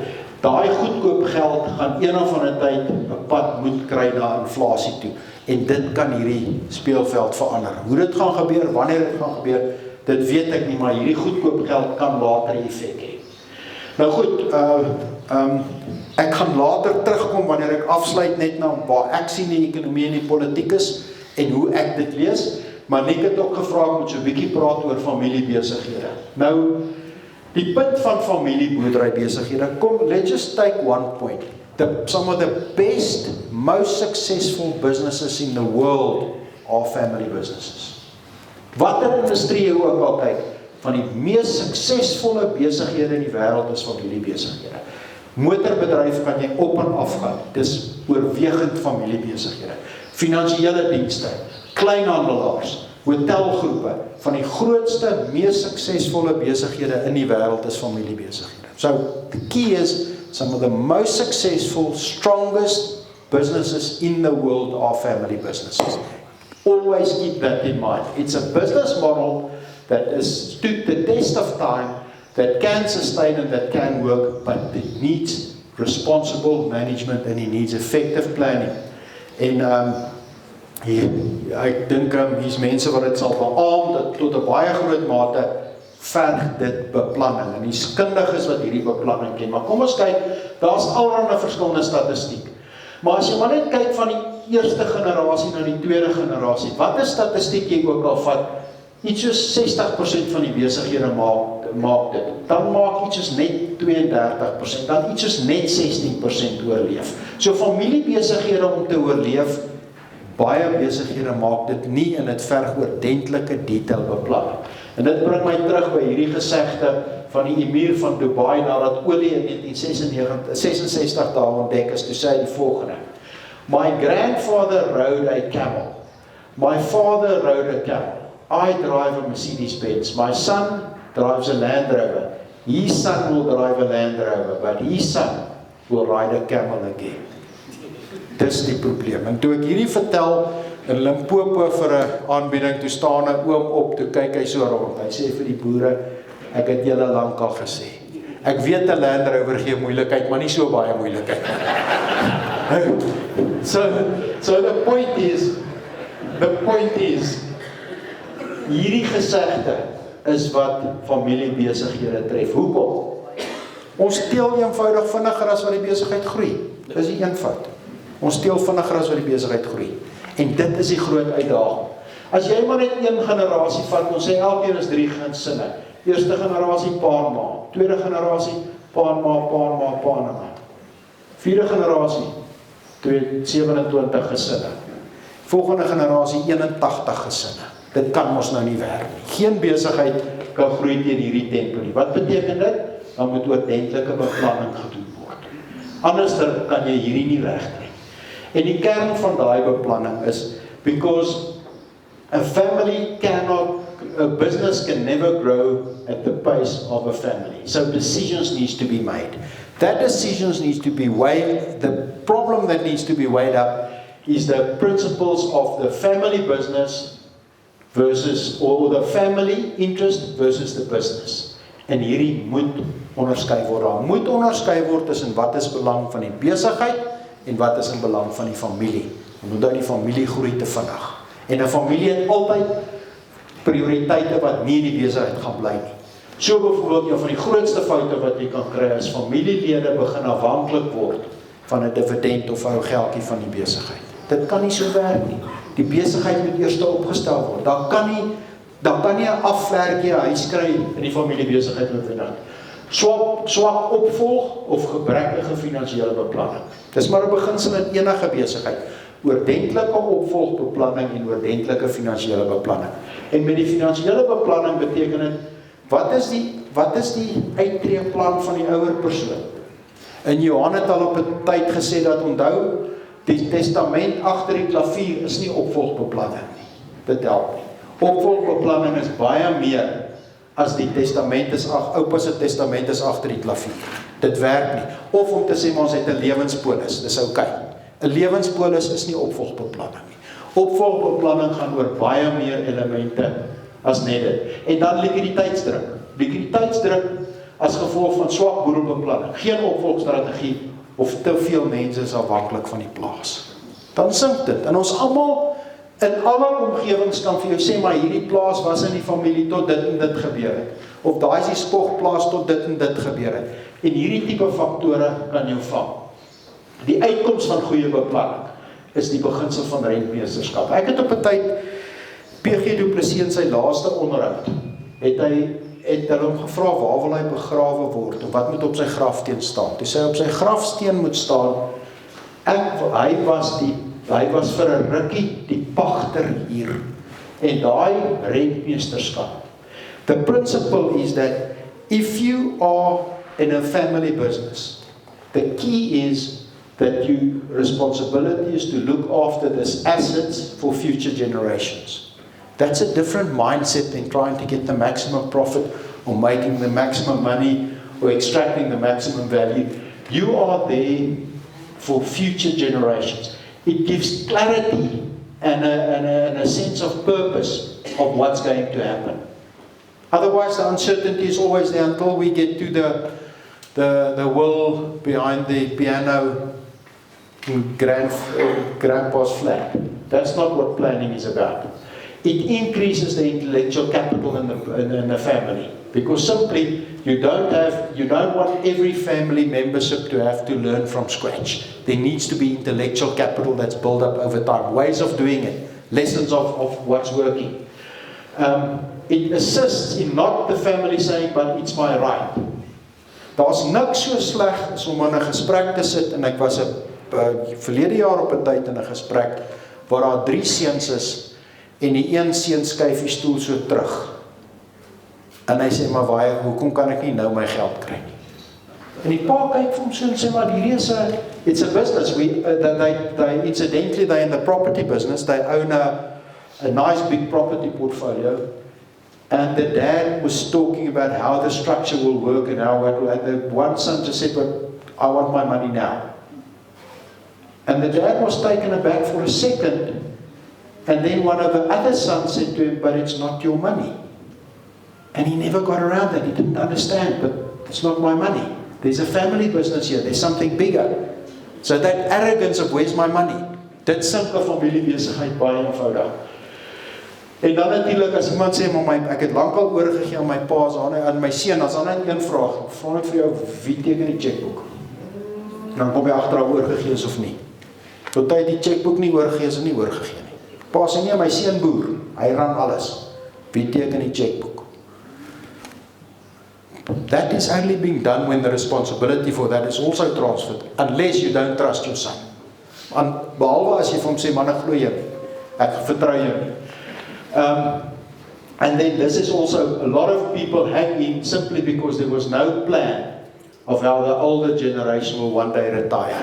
Daar's nie 'n plan van hoe die ou baas gaan uit nie. Daar's nie voorsiening gemaak daarvoor nie. En dis 'n beginsel wat moet gedoen word. En dan wil ek graag die beginsel van 'n familiekonstitusie moet ek beklemtoon. And that's the same of the vision that Brand Pretoria is. Brand Pretoria is gepraat van 'n visie vir die besigheid. Deel van hierdie is, what is the vision and the dream of this family business? Remember, this is not a legal document, but it's preferable that every family member signs this document. It might not be a legal document, but sign it. What's the principles that this business is run on? Kom weer terug na Brand Pretoria se punte wat hy gesê het. Hoe word opvolgbeplanning en hoe werk konflikbestuur? Wat is die beginsels vir die afskaal, aftree en hoe word insette gelewer deur die ouer generasie? Een van die boere het op 'n tyd vir my gesê, how my inputs is delivered is, when I retired from the business, I said to them, I'm now like the linesman, die grensregter in die rugbywedstryd. Daai ou met die vlagman. Julle is die spelers en julle is die skeieregters en alles. Ek is die vlagman. Ek gaan dalk 1 of 2 keer gaan ek my vlag uitsteek. Dan stop alles. Vir die res is dit julle verantwoordelikheid, maar die dag as ek my vlag uitsteek, dan stop julle. Toe vra ek vir hom, eers oom, dis nou al so 10 jaar gelede het oom al die vlag uitgesteek. Toe sê hy, nee, dit was nie nodig nie, maar almal weet, die dag as ek die vlag uitsteek, gaan dit stop. En daai beginsel van hoe lewer jy insette, is baie belangrik. En dan dink ek, in baie gevalle is die probleem, daar is nie genoeg gesprekke oor die bates, die laste en die kontantvloeibegrotings. Kinders dink baie keer die besigheid is baie meer werd as wat dit is. Sometimes the kids got no idea of what the debt structure of the business is. They don't know how the cash flow operates. They think it is either worth a hell of a lot more or they think it's worth nothing. But the point is, if you want to do this properly, at some point you need to include this in the discussions. And that doesn't only go for farming operations. Also, we've got clients where the guy's got 2 daughters at university. And his problem is, they always knew dad was in property. He was in property his whole life. But he sold his property holdings. He never involved the daughters in any way whatsoever. So his challenge is, each of those daughters, and he married when he was rather old, so he's kind of getting on in life. There's a massive difference between him and his daughters. They worth a few 100 million each, and they actually have got no idea. So that's also a challenge. At what stage do you actually start to tell these two daughters, look, you're actually very wealthy. Me and your mother are quite old, you're young. So when do we start with this education process? When do we start to inform you that, you know what, you actually, neither you nor your kids nor their kids will ever have to work in their lives. But how do we start that process? I've never told them about it. So his challenge is, so that's the other side of that coin. If I was one of their daughters, I would like to know that.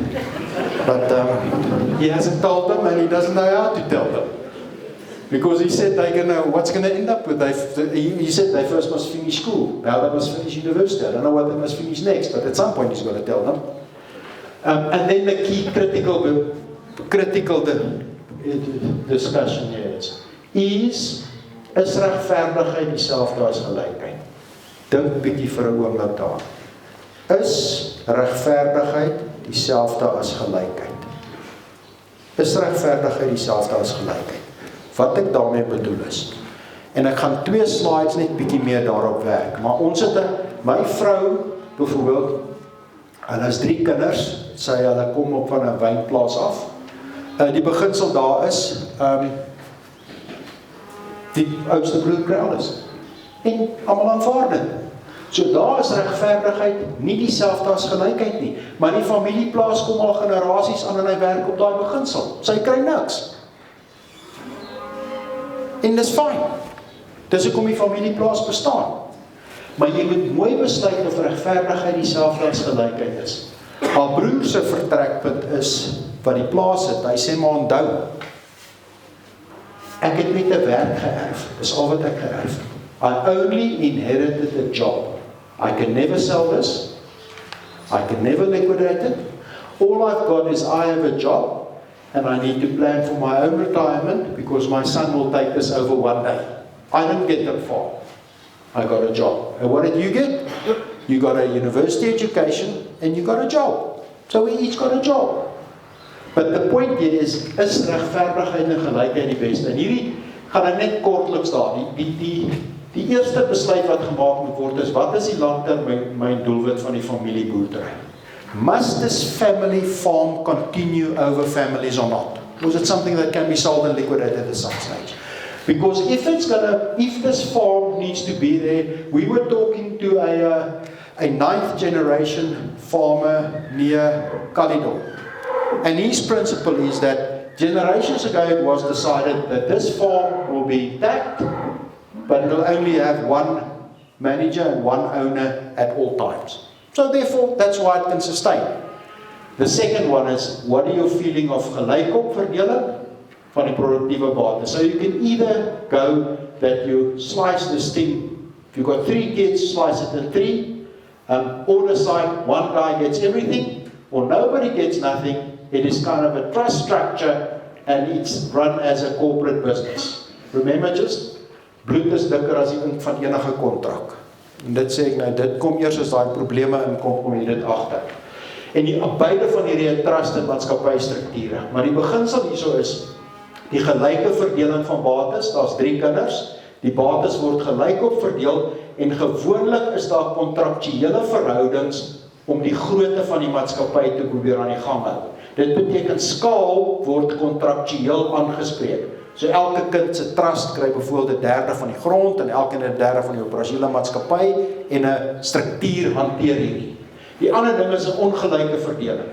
Een kind kry alles, die aktiewe kind neem die familiebesigheid volkome oor, die ander kinders kry iets buite dit, maar die familiebate bly in stand. Ongelyke verdeling van bates of niemand kry gevestigde regte nie. Alles is tipies in 'n familietrust. Die familietrust besit die aandele. Die kern hierso is, wees net versigtig dat die kinders nie afhanklik begin raak van die dividende of die uitkering nie, maar die familiebate bly in stand.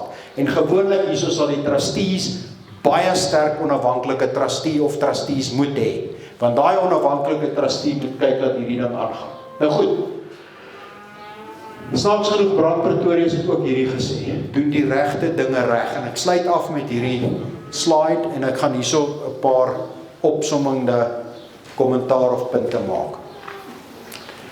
Doen die regte dinge reg, beteken, maak seker jy prioritiseer, so besef wat die regte dinge is, en maak seker jy doen daai dinge reg. That is for me more important than looking at the economy, looking at the politics, but rather focus on your own business. Vergeet van die ekonomie en die politiek. Hoe voel ek oor dit? Is die ergste grondpad verby polities? Ja, verseker. Die grondpad is verby, solank Cyril Ramaphosa in beheer van die ANC is. This gravel road, we pass the worst of the gravel road as long as Cyril Ramaphosa is in charge of the ANC. Moet dit nie onderskat nie. Terwyl hy in charge is van die ANC, is ons in 'n baie beter posisie as wat ons was. Economies? Yes. But for as long as the private sector is part of the solution, we're in a better position. Both those two factors currently is in our favor, which is great. And now, let me come to the economists. Die ekonomie het nie ekonome nodig, net so min as wat die weervoorstellers nodig het. The weather's going to happen, the economy is going to happen. So be very careful to look at me and other analysts making predictions. The economy doesn't need economists, just like the weather doesn't need weather forecasters. So ons gaan gesels oor waar ons dink goed gaan gebeur, ons dink wat gaan, vat dit met 'n moerse sak sout. When you listen to an economist or when you listen to somebody predicting the future, take it with a bag of salt. Just as I cannot predict who is going to win on a rugby field this afternoon, and there's only 30 players and a referee, and I can't predict what everybody's going to do. How the hell can I predict what everybody, all producers, decision makers, people, events, and how that's going to work out? So, just as much impact as the weather forecast has on the weather, just as much impact economist has on the economy. Rather focus on what you do. And then, Socrates said this about 600 years ago. He said, focus all your energy not on fighting the old, but on building the new. And he said that if you want to be successful in a volatile, changing environment, focus all your energy not on fighting the old, but on building the new. That was said 700 years before Christ. That today is the same. Focus on your business, focus on what you're doing right, and from my point of view, at the back of my mind, we are in a better position than we were 5 years ago or 10 years ago. We're not off the gravel road. We're not all of a sudden on a tarred road, but we're in a much, much better position. And from your point of view, just as much as you enjoy a nice rugby game and you try to predict the score when you listen to analysts and economists, they don't determine the economy, just as much as they don't determine the weather.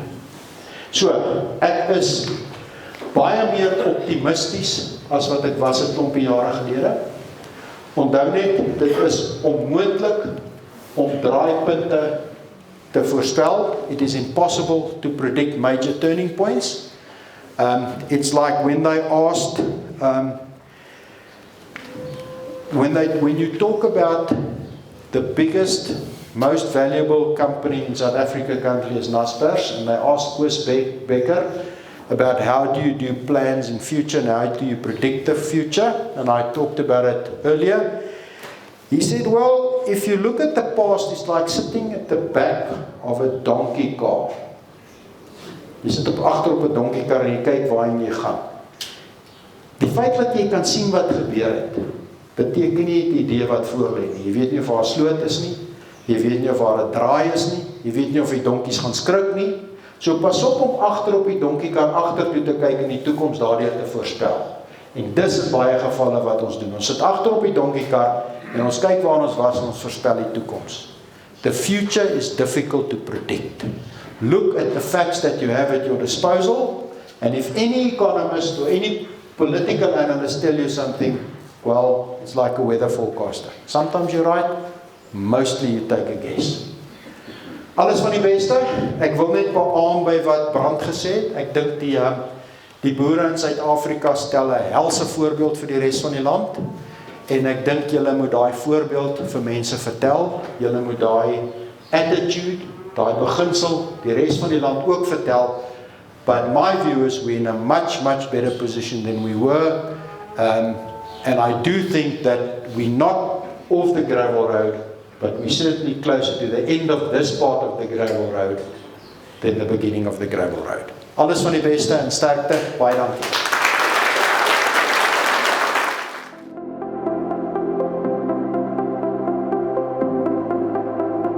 As ek sê ek was vanmôre vroeg wakker, dan was dit maar een van die oggende, maar ek lê al die laaste paar weke vroeg wakker en te dink, wat gaan nou vandag alles gebeur?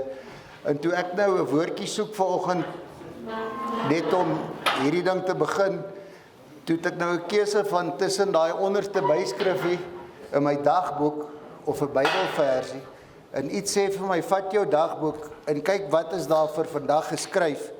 En julle kan nie glo die ooreenkomste wat daar was tussen wat ek nou vanoggend in my dagboek raak gelees het en wat Brand Pretoria oor gepraat het nie. En ek gaan dit net vir julle lees, ek gaan daarmee begin.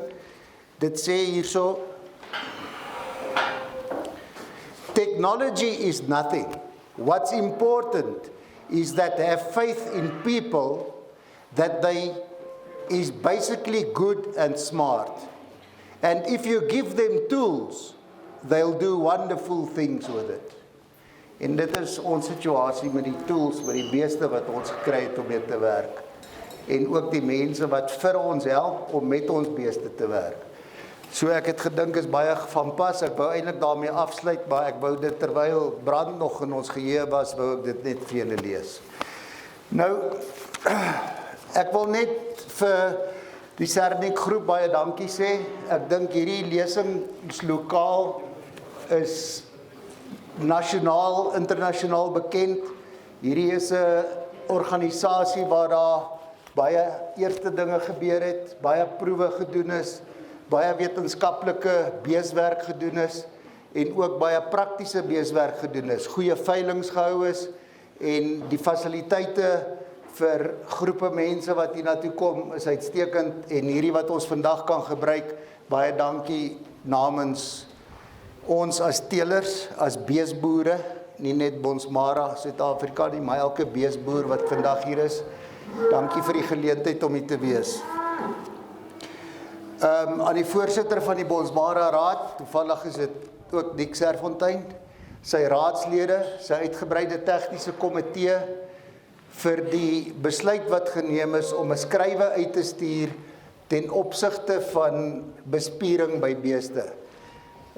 Bespiering by beeste is, sonder dit kan ons nêrens heen gaan nie, ons sal niks met teeling uitgerig kry nie, ons sal geen vordering maak met vleiskwaliteit as ons nie bespiering op ons diere bestuur nie. Ek is 'n groot voorstander van goed bespierde diere en ek is ook 'n kritikus van bespiering wat lei tot nadelige reproduksie en wat ander eienskappe soos kalwingsprobleme en goedertjies waarby ons net nou sal kom saamvat. Vandag is 'n beesdag vir alle teelers van enige ras. Ek is 'n Bonsmara teeler, ek ken baie van die mense hier is 'n Bonsmara teelers, maar jy moet asseblief net onthou dat ons verwys na enige iets, dis sonder negatiewe kritiek. Ons is almal in dieselfde mandjie, ons boer almal met beeste en as ons beeste praat, dan praat ons nie noodwendig ras nie. Daar sal eienskappe wees wat uniek is in sekere rasse. Daar sal eienskappe wees op 'n Bonsmara waar ons dit sal uitwys, want ons werk uit die aard van die saak met Bonsmara beeste, maar voel asseblief welkom, wees verteenwoordiger van jou ras, dankie. En ons is almal, soos wat ek sê, geseënd om met die diere te kan werk. Miskien moet ek soos Theo Foster staan en maak asof ek gemaklik is, so 'n bietjie met my hande in my sak.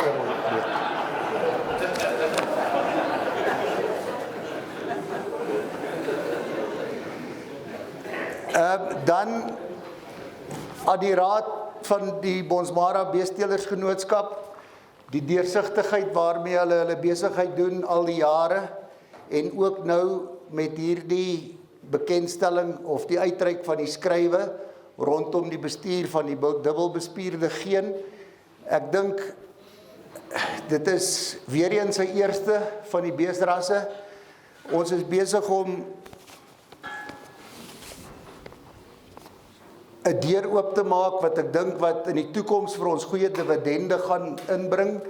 En vandag is geen skulderkenning van die genootskap of van die Bonsmara ras om te sê dat ons sukkel met dubbelbespiering nie, want dit is nie 'n waarheid nie. Dit is 'n mite of 'n persepsie.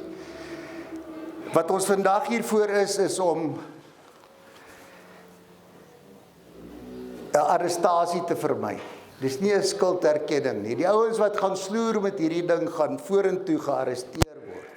Ons is hier om die ding te hanteer op 'n mooi manier en om julle aan te moedig deur middel van riglyne om aandag te gee aan die bespiering en die tipe bespiering in julle kudde. En ek gaan vir julle niks leer vandag nie, dis nie 'n opleidingssessie nie, dit is 'n inligtingsessie. Ek gaan vir julle voorbeelde wys. Ons is ongelukkig 'n bietjie gedruk vir tyd, ons het mooi voorbeelde vir julle. As julle vrae het en ons voel ons kan dit kortliks antwoord, dan sal ons dit doen. Maar ons is dan nou gereed om te begin. En ons gaan nou 'n groep diere in die ring sit. En ek wil hê julle moet asseblief kyk na die bouvorm van die diere. Kyk na die bouvorm van die diere, let op. Kyk na die beeste as hulle inkom in die drukgang. En dan is ons reg om af te skop, is ons nou besig met groep 1. Hulle kan inkom.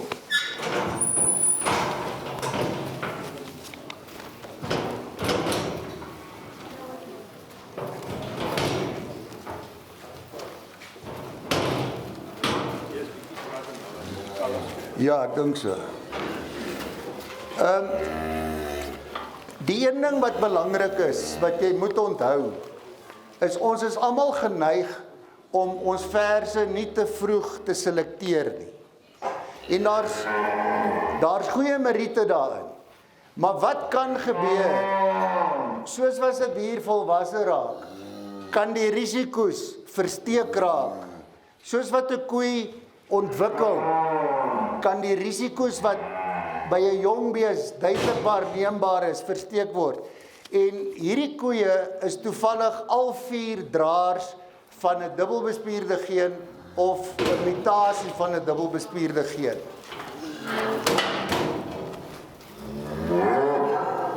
Nou,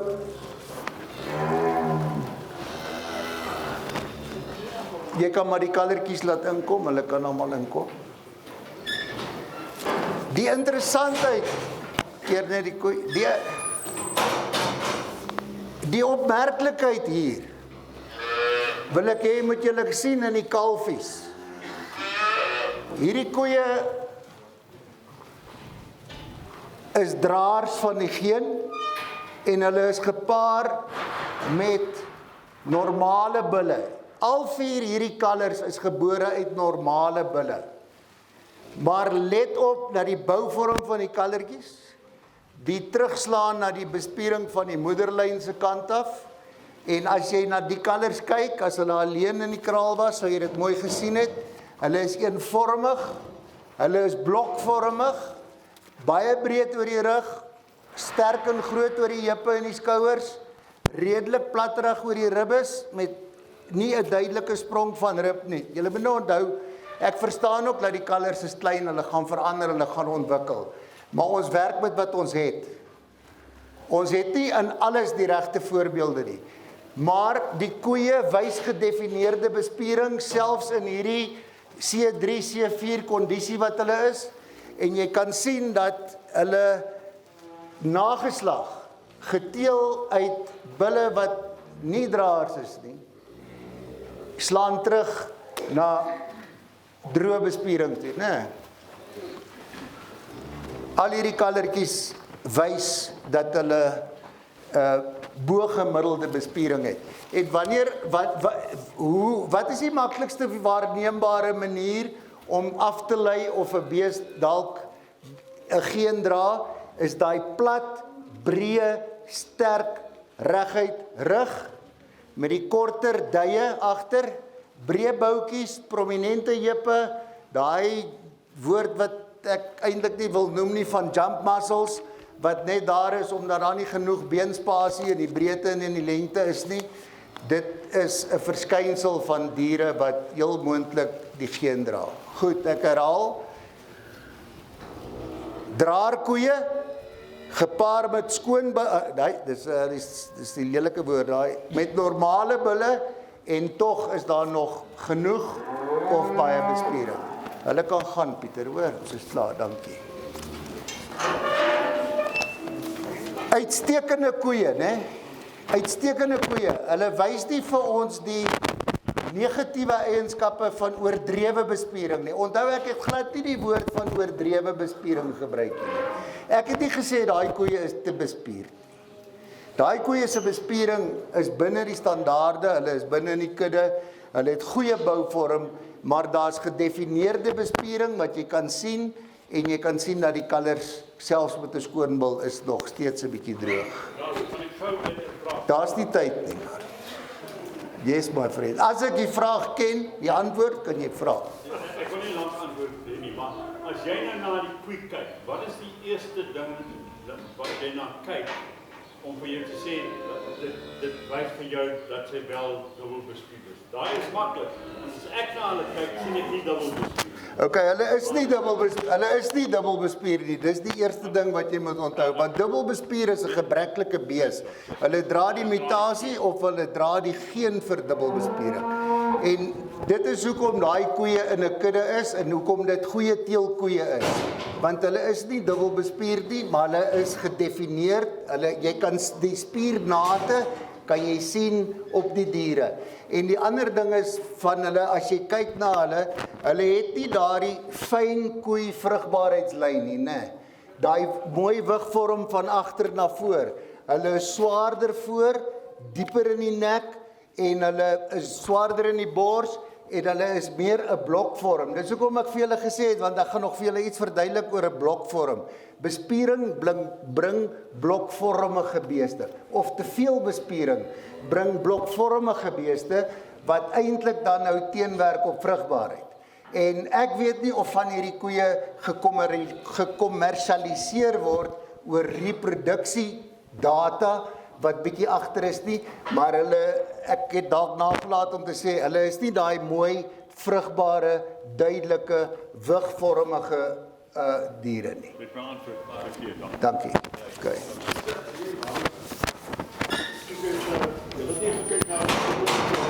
Ja, ons het hulle gedruk. Ons het die katalogusse gedruk. Maar ons wil nie tegnies praat vandag nie, ons wil net prakties praat.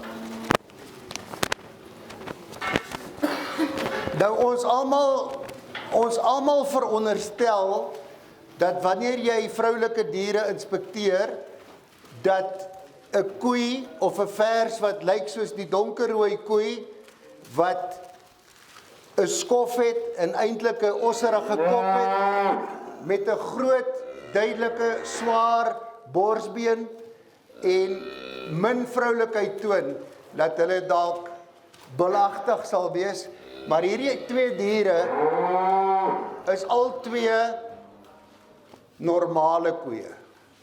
Al twee is normale koeie. En jy kan nou die verskil in tipe sien. Die fyner koei wat die beter vrugbaarheidslyne het en dan die grower koei. So die feit dat jy nie die geen met die oog kan sien is baie is 'n feit.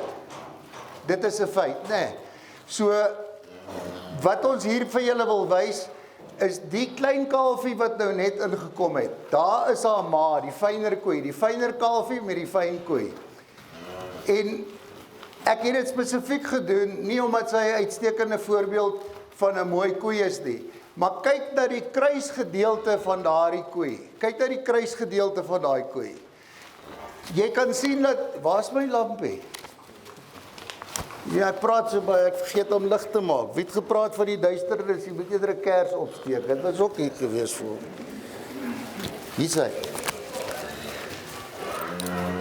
Ons praat van hierdie koei, kyk na die kruis van die koei, in haar stertwortel is daar 'n knakkie, en kyk hoe word dit geherhaal in haar kalfie. Let op na die kalfie se stertwortel. Nou, wat is 'n stertwortel en wat is 'n stertaanhegting? In mensterme is jou stertwortel jou stuitjie, maar ons het nie stertjies van agter nie. Die aanhegting van die bees se stert is waar jy hom sal afsny wanneer sy 'n karkas word. Dit is die aanhegting van die stert. Van die kruis van die bees daar tot by die stert aanhegting is die stertwortel. En daai is 'n knak in die stertwortel en daai kalfie, dis oorgedra na haar toe. En wat veroorsaak dit? Sodra jy 'n knak in die stertwortel van 'n bees kry, so 'n koei, in die meeste gevalle, dan maak dit daar, kyk na die duispierlengte van daai koei, kyk na daai koei se duispierlengte, teenoor hierdie koei met die mooi stertwortel se duispierlengte.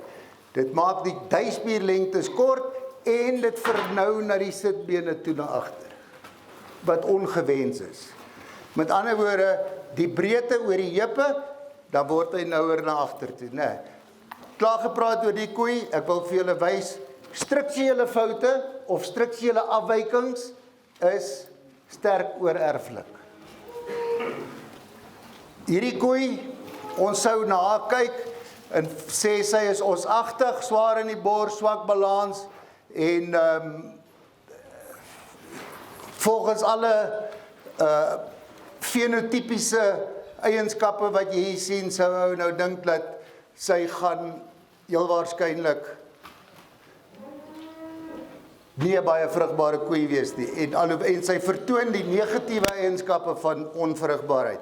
Kyk na die kalf wat by haar staan. Pieter, waar is jy? Hierdie is nou groepie 2, né? Groepie 2, en die donker koei, is dit 250? Hierdie donker koei is 250, en hier is haar kalf, en sy is 'n normale koei, maar sy neig so bietjie na bespiering toe, né? Veral met haar voorkoms, maar sy is 'n normale koei, maar kyk nou wat gebeur.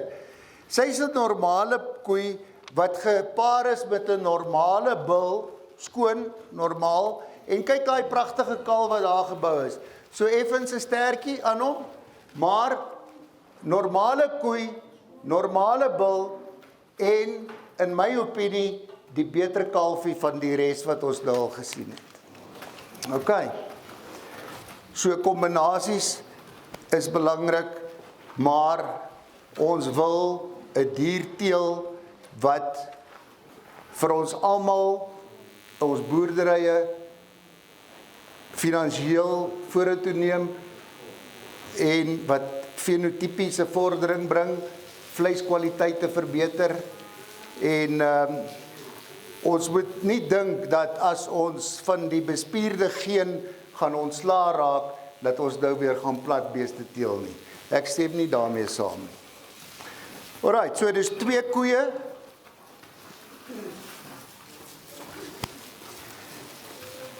Normale koeie met die kalvers van normale bulle. Al 2 kalvers van normale bulle en toe hulle kan gaan. Julle het nou gesien hoe lyk hulle, en ons kan goeie kalvers teel met normale diere wat vry is van die dubbelbespierde geen. OK.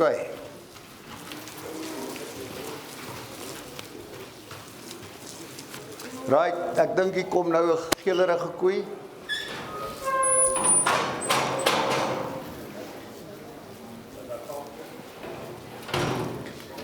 Kyk hoe misleidend is dit nou. As jy nou vir enige iemand sou vra hierdie koei, wat dink jy van haar?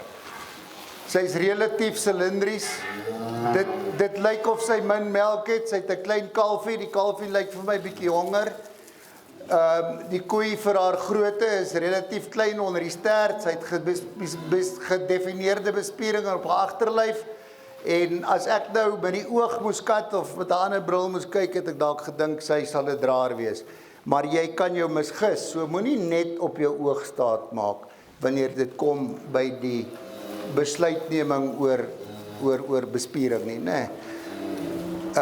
Sy het die tipiese eienskappe van gedefinieerde bespiering en ook die minder diepte van lyf, maar sy is nie 'n draer nie. So dit kan misleidend wees. Moenie jou gevolgtrekkingsfeite maak nie. OK.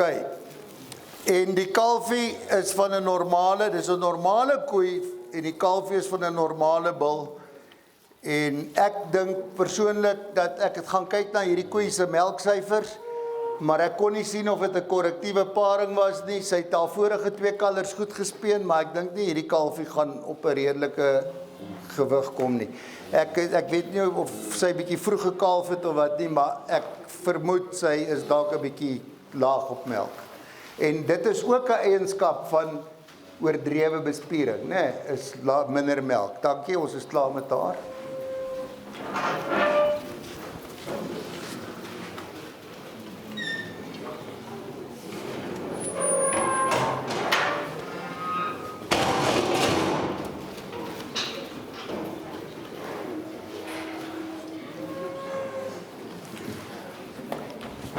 Een typische voorbeeld, wat jy nou redelik met jou oog kan sê, dat hierdie koei gaan 'n draer wees. As jy kyk na haar bouvorm, en jy kyk na haar reproduksie-eienskappe, wat haar vulva en eier en spene is, jy kyk na haar balans tussen voor en agter, en jy kyk na haar bevleesing, dan reflekteer sy nie reproduksie nie, né?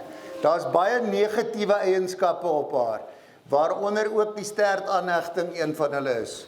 Ons meer bespierde diere is meer geneig tot 'n prominente stertaanhegting, wat dan ook kan verder gaan tot by 'n bobbejaanstert, wat 'n afkeerbare eienskap is.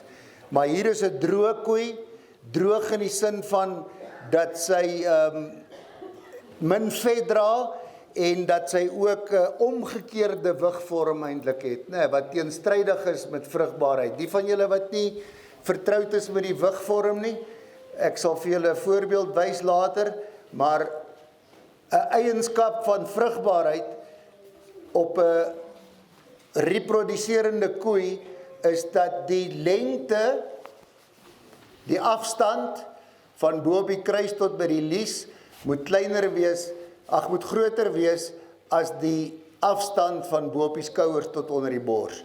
En as jy nou sien, hierdie koei is baie dieper in haar voorlyf as wat sy in haar agterlyf is, né? En dan weer eens, ek herhaal maar net, die gedefinieerde bespiering, stertaanhegting, swak reproduksie-eienskappe, swaar in die voorlyf, en dan maak ons 'n opsomming en ons sê dat hierdie is nie 'n goeie boerkoei nie. Dankie.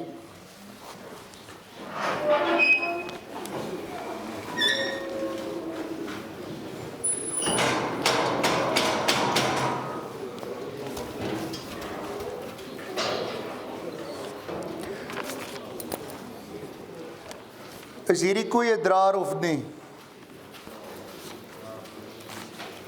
Sal hierdie, dink julle, hoe lyk hierdie koei vir julle ten opsigte van bespiering? Mooi groot vulva, goeie eiertjie wat besig is om te ontwikkel. Ek sien mooi vet, het goeie kondisie op haar. Lekker blink vel, ek sien 'n vrugbaarheidswig op haar. Ek sien 'n onnetjiese stertwortel met 'n prominente stertaanhegting, en ek het dit vir julle gesê vroeër, as daai stertwortel prominent raak, dan kry jy 'n helling op die heupe, en ons praat van 'n dakkige kruis, en as jou stertaanhegting hoog neig en hoog bly, dan vernou hy na die sitbene toe, né? Kom, steek net vir my hand op, julle almal, wie sê sy is positief of sy is 'n draer? Wie sê sy is normaal? Okay, sy is 'n draer van die dubbelbespierde geen. Okay. Alright, ons sien 'n bietjie skof, maar 'n bietjie grower in die gesig, maar lekker breë bek. So moenie jou gevolgtrekkings weer eens en jou afleidings feite maak deur bloot wat jy sien nie. Ons gaan vir julle later help oor hoe om deur middel van fenotipiese seleksie die moontlike draers te elimineer in jou kudde. Sy kan uitgaan, baie dankie.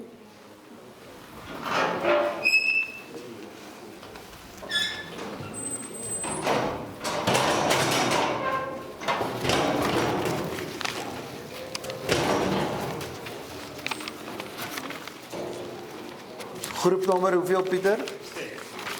Groepnommer 6. Ek het te veel papiere. Ja, ek moet dit eintlik daar op die stoel neersit. Groepnommer 6. Yes, sir. As jy weer vra vir die draer op die, kan jy sê wat jou poster gesê het. Jy kan nie voorspel nie.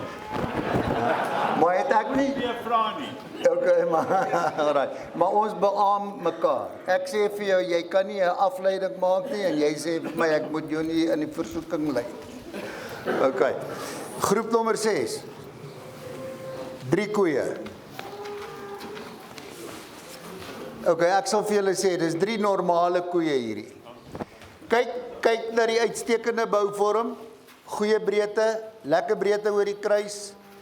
2 beter koeie dalk as die derde enetjie, maar ek wys vir julle dat die normale diere hoef nie af te steek by die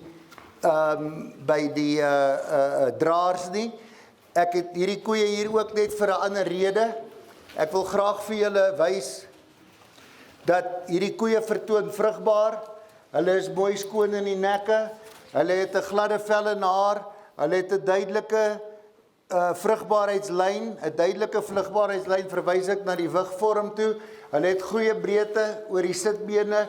Hulle is vol in die duie en een van die groot onderskeidings tussen oordrewe bespiering, al is dit nog aanvaarbaar, en diere wat goeie vetbedekking het, mooi vroulikheid het, is die lengte van bespiering. Ons gaan net nou vir julle ook dit weer bevestig, die lengte van bespiering. Ons praat van 'n kruislengte van die heup na die sitbeen toe. Ons praat van die lengte van die duispiere agter. Hulle maak nie 'n ronde bout nie. Maar wat ek vir julle net wil wys op hierdie koeie is dat ons praat ook van die aansluiting van die kruis na die lende. Nou hierdie is 'n besig kruis, van die heupbeen tot daar by die draaibeen, sitbeen. Dit is 'n besig kruis. Julle ouens wat hier agter my sit, julle sien hierdie een mooi. Dit is die besig kruis. Daar is ons by die stertwortel. Sien julle daai onegalige stertwortel? Sien julle die grove aanhegting? Die grove aanhegting van die kruis na die lende. Daar is ons lende, die T-bone, die groot deel van die T-bone, daar lê.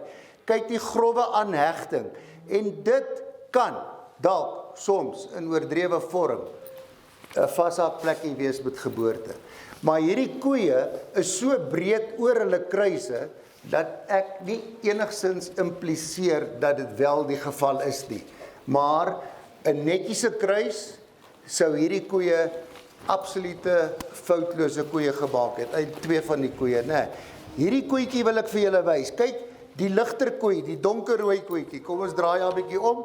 Sy is redelik plat in haar kruis, of sy het eintlik 'n plat kruis. Kyk waar sit haar stert aan hegting. Op die punt van die stertwortel. En wat gebeur daar? Kyk hoe nou word sy oor haar sitbene. Kyk van die heupbeen. Ja, asseblief. Dankie Pieter. Die 2 groot koeie uitgaan.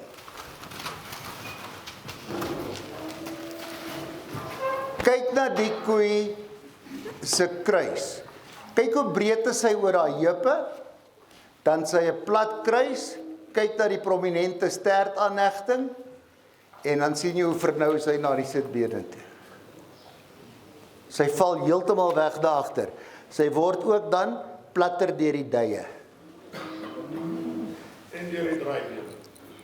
Ja, okay, en deur die draaibene. En ook sy swaarder in die bors en haar balans is nie so goed nie. Ek het gesê daar's 2 uitstekende koeie en 1 dalk minder goed en hierdie is die minder goeie koei van die 3. Okay. Hulle is normale koeie. Maar jy sien nou, sy kan maar gaan. Wag net 'n bietjie Pieter, gee my net kans. Ek het nou so baie goed gepraat dat ek vergeet het om te lees.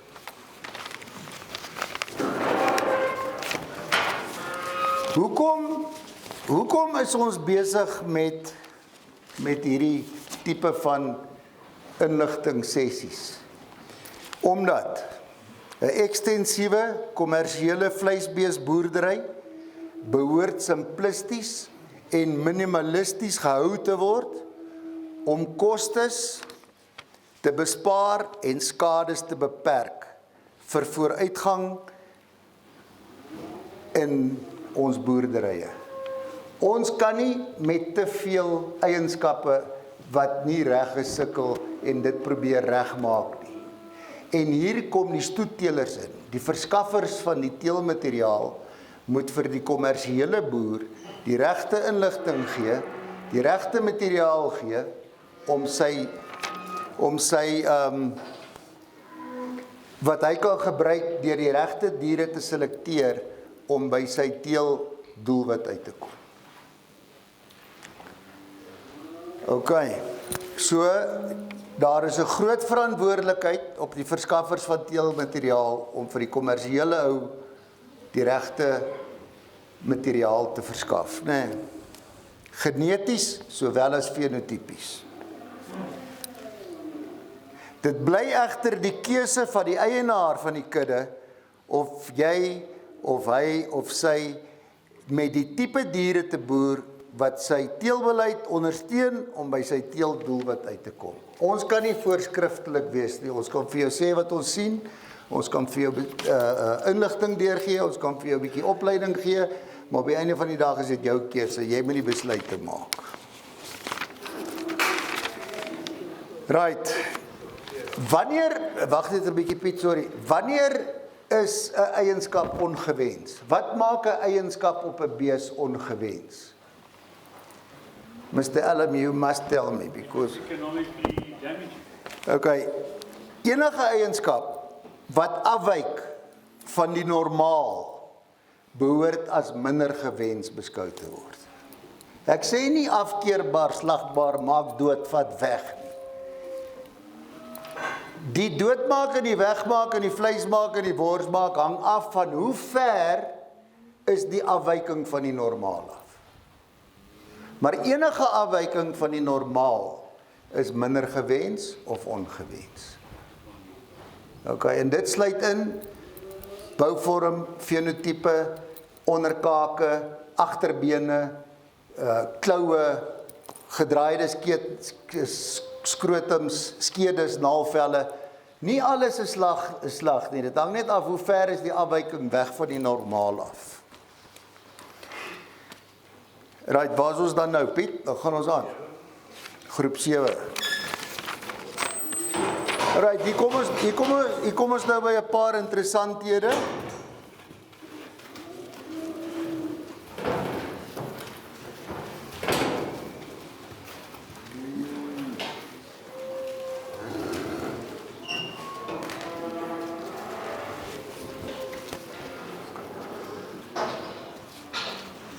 Ek gaan net oor die 2 droogkoeie, ek gaan net oor die 2 koeie gesels, sonder die kalfie, dan gaan hulle uitgaan.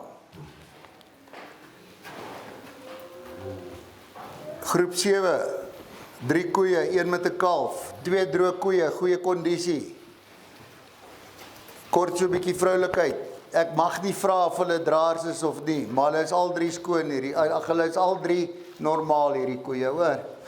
Hierdie geel koei kan 'n mens dalk so 'n bietjie laat wonder, maar sy is normaal. Sy dra nie die geen nie.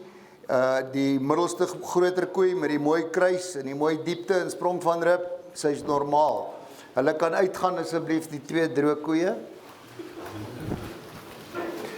Ons sien diepte, ons sien kapasiteit, ons sien goeie vrugbaarheidslyne en dit is normale gene, né? Normale gene.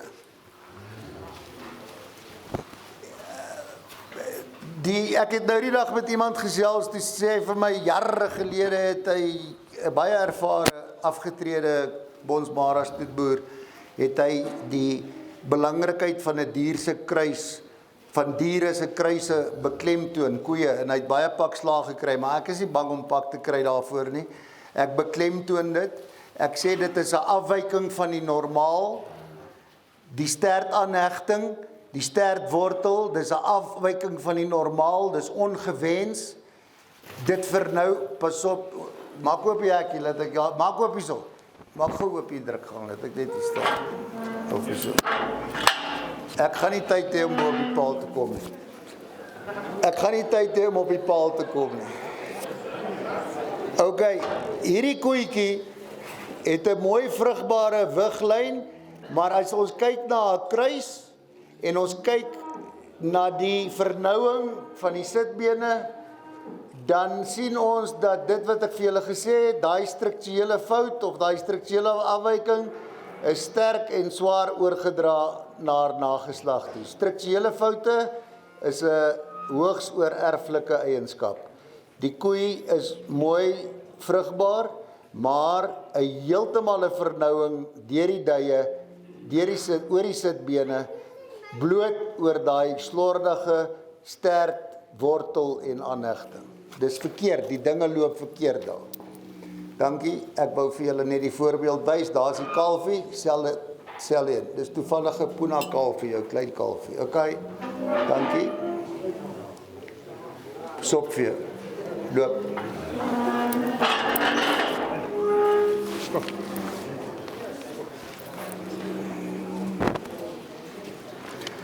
Terwyl ons wag vir die beeste, wil ek net herhaal, ons kry basies 3 tipes van bouvorms op die beeste. Ons kry die mooi vrugbare wigvorm na vore, dan kry ons ook 'n pylagtige bouvorm. Nou wat is 'n pylagtige? En ek weet nie of julle al almal gehoor het van 'n pylagtige bouvorm nie. 'n Vrugbaarheidswigvorm is 'n horisontale parallelle toplyn met 'n goeie lang duispier aan die agterkant van die bees, die dui, met 'n helling na voor. Met ander woorde, ons vat weg by die bors. 'n Pylagtige bouvorm is presies die vrugbaarheidslyn wat ek nou verduidelik het, maar jy vat ook weg agter die blaaie, en dit wil jy nie hê nie. Met ander woorde, 'n dier wat geknyp is agter die blaaie, of wat 'n duiwelsgreep het, waar die lyn van bo af, van die kante af, en van onder af vernou, is 'n pylagtige bouvorm, en dis 'n swak tipe, dis 'n struktureel, is dit 'n swak bouvorm. Ek wil dit maar net vir julle sê, en dan die derde ene is die blokbouvorm. Dit is die, in die ou dae het hulle die karkaskompetisie die bloktoets genoem. Die mooiste blok het gewoonlik die beste prys gekry. Met sy nie te bespierd was nie, die vetverspreiding is mooi en alles. So die blokvorm dier is eintlik 'n slag tipe voorkeur bouvorm. Ons soek by ons teelkudde, soek ons die vrugbaarheidslyn moet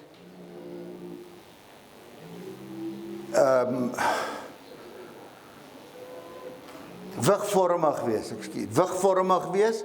Die swak bouvorm is die pylvorm, die bees val weg op die rug, die bees val weg op die bors, en hy's geknyp agter die blad, so hy maak 'n pyl heeltemal na vorentoe, en dan by ons swaarder bespierde vroulike diere, dan kry ons daai blokvorm wat ons eintlik by ons osse wil hê, né? Dankie.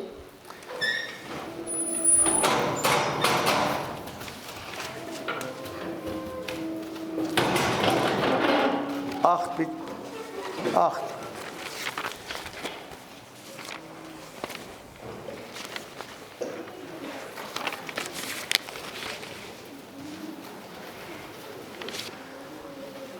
Ek het vir julle hierdie 3 koeie, ek het hulle gekry daar agter in die kraal.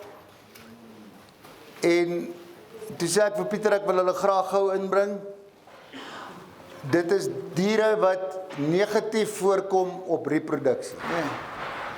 Hulle lyk, dit is nou wat ek van gepraat het, dis goeie karkasse. Hierdie is die ideale tipe bouvorm vir 'n karkas. Ons sien dat hierdie koeie dalk lanklaas gekalf, ekskuus as ek dit nie mag sê nie. Maar in elk geval, dit lyk vir my so, die reproduksie-eienskappe van hierdie diere is nie baie goed nie. Die donker versie is baie swaar in haar nek, sterk ontwikkel in die nek. Hierdie dier het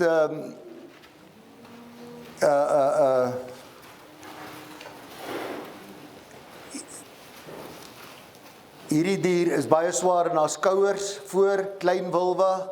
En ja, ons kan sien, kyk hierdie bevleesing hier so oor hierdie rug van hierdie jong vroulike dier. Kyk die diepte in haar nek, ons net om so draai, laat hulle hom sien. Kyk hoe diep is sy in haar nek, kyk hy breedte op die skouers, dis teenstrydig met vrugbaarheid op koeie, né? Maar, hulle lyk mooi, hulle lyk sterk en hulle lyk goed, maar pas op, dat daar 'n verskil in bouvorm op vroulike diere, wat goed is op reproduksie en bouvorm wat 'n mooi karkas maak. Jy moet nie dat dit jou mislei nie. Ek wil net vir julle sê dat hierdie koeie, tussen hulle is daar 2 draers en 1 normale koei. 2 is dragtig, 1 is nie dragtig nie. Watter een is nie dragtig?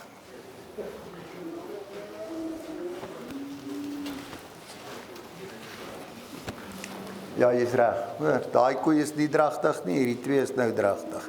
Dankie. Alright. Die normale ene hier is watter een, Pieter? Die donker koetjie, hierdie ene wat so swaar is hier voor en so bevlees is op haar skouers, sy is 'n normale koei. Sy dra nie die geen nie. Die 2 ligrooi of ligter rooi koeie, hulle dra die geen. Hulle is ja, en ek dink 'n mens kan dit mooi sien. Kyk net na die breedte hier oor die rugge. Dankie, hulle kan uitgaan.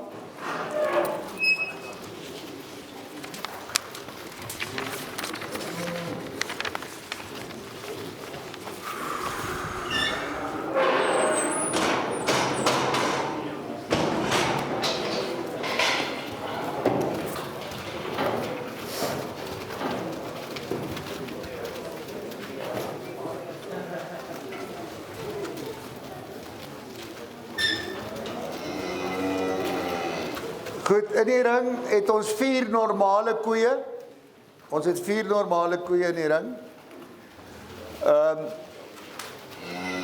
Onder die kalvers is daar 1 kalf wat afsteek op bouvorm en gewig.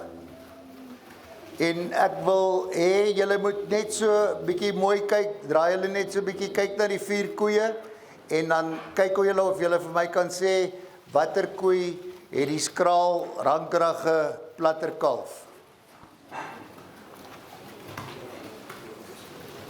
Sê weer daar.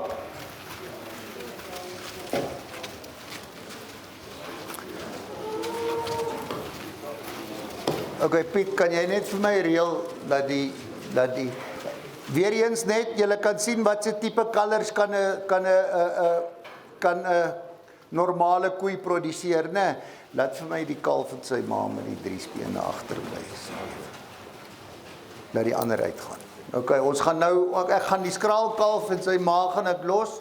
Die ander 3 koeie met die dik kalvers kan uitgaan. Hulle is normale koeie. As jy kyk na die bulkalf, kyk na die bespiering op hom. Ek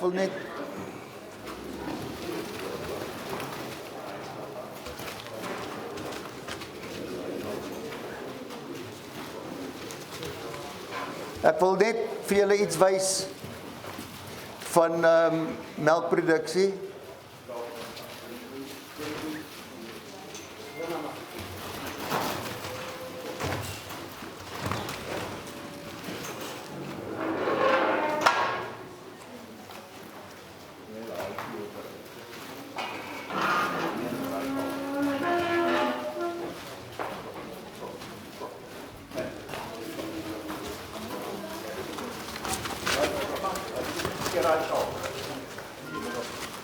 Die kalf bly, die kalf bly, die kalf bly, daai kalf gaan uit.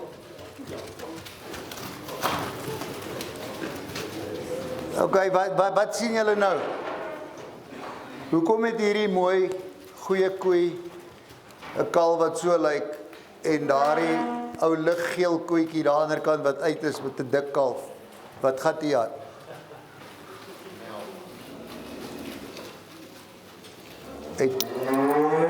Hoe sien jy dit? Wie sê melk? Hoe sien jy dit? Te veel bespiering. Op die koei? Nee, okay, ek gaan jou help. Dankie vir jou antwoord. Hierdie koei het net 3/4 wat werk. Sy het 1 dooie speet. Dis 25% van die koei se potensiële melkproduksie wat die kalf nie kry nie. Die kalf kry net 75% van die koei se potensiële melk. Sy het 'n dooie segment en julle moet oplet, veral as julle gespeen het, as die kalvers in die kraal toegemaak is en die koeie is buite en hulle staan in bulk, gaan julle koeie se eiers deur, want hulle is onder druk, en maak seker dat jy weet dat 'n koei het onfunksionele eier. Het sy deur mastitis of 'n bosluisbyt of wat dit ook al kan wees. Maar dit is die invloed basies tussen 75% van die koei se beskikbare melk teenoor daai ander kalvers wat 100% gekry het. Maar dit is nie heeltemal korrek om dit net so te noem nie, want die koei het dalk nie die melkpotensiaal van daai goeie, maar in die praktyk is dit die verlies wat jy ly aan speengewig indien jy dan nou 'n koei sou hê wat net 3 segmente het wat werk. Mooi koei, maar ongelukkig die eier, né? En die kalf wat 'n bietjie swaarder gekry het, maar dit is ook 'n ander tipe kalf. Dankie, laat sy gaan.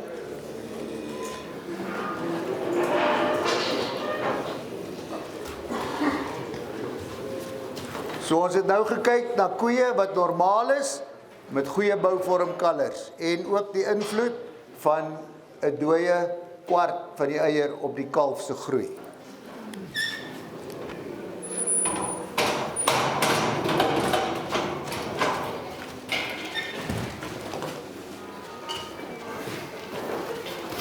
Hey. Pieter, dit is groep 10. Groep 10. Ek wil net hier staan asseblief agter jou.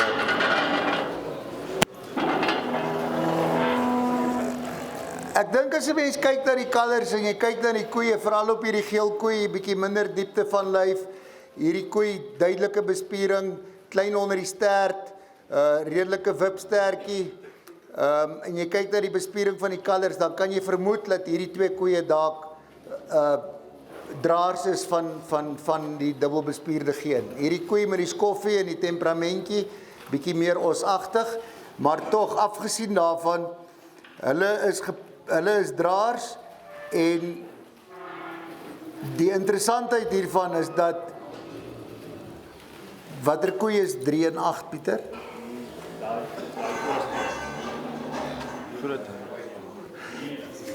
Sy dra die geen en sy's gepaar met 'n bil wat die geen dra, maar die kalf is nie dubbel bespierd nie.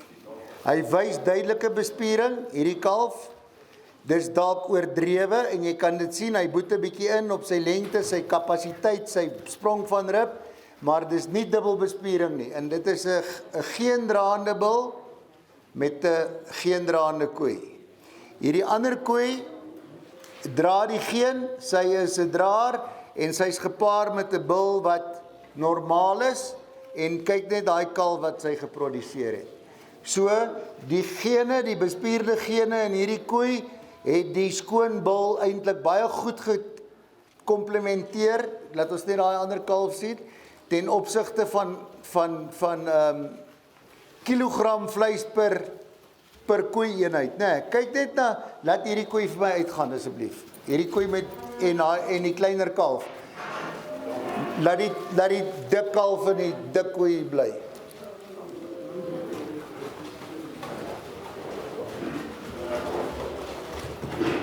Piet, weet hulle wat hulle maak? Oh nee man, nee, dis nou verkeerd om, hoor. Dis nou net verkeerd om.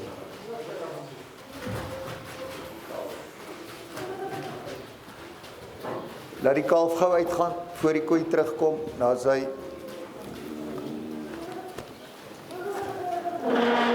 Okay, julle, ek het nie gesê alles omtrent die kalf is reg. Ek het gepraat van hoe die skoon of die normale bil, die koei wat 'n draer is, gekomplementeer het, die nageslag van haar gekomplementeer het ten opsigte van kilogram vleis, kalf kilogramme ten opsigte van die koei. Kyk na die verskriklike mooi sprong van rib op hierdie kalf. Kyk na sy diepte, kyk na sy bevleesing en kyk ook na die kondisie van die kalf. So nie alle koeie wat geen draand is, het 'n gebrek aan konformasie of diepte nie. Ons is nog nie by oordrewe bespiering nie. Daar's 'n groot verskil, ek gaan nou vir julle sê, daar's 5 tipes van bespiering wat ek vir julle gaan probeer verduidelik. Maar 'n goeie paring gewees, ten opsigte van vleiseienskappe. 'n Goeie paring ten opsigte van vleiseienskappe. Daar is die kruisie, daar is die kortstertjie, maar kyk net na hierdie kalf en ek dink dit is 'n ideale kombinasie van 'n geendraande bil, van 'n normale bil op 'n geendraande koei. Maar nou kom ek terug na wat ek gesê het, is dat die kommersiële ou moet simplisties en minimalisties boer. Hy kan nie alles korrektief paring gaan doen nie. So hy moet weet watter bil het hy nodig, hoe lyk sy kudde van binne om vir hom die resultate te gee wat gewens is. Alright, hulle kan uitgaan. Onthou net, daai koei is, sy's 'n draer, maar sy's nie oordrewe bespierd nie. Ons moet net hierdie ding baie mooi verstaan. En ek gaan sommer dit nou gou hanteer.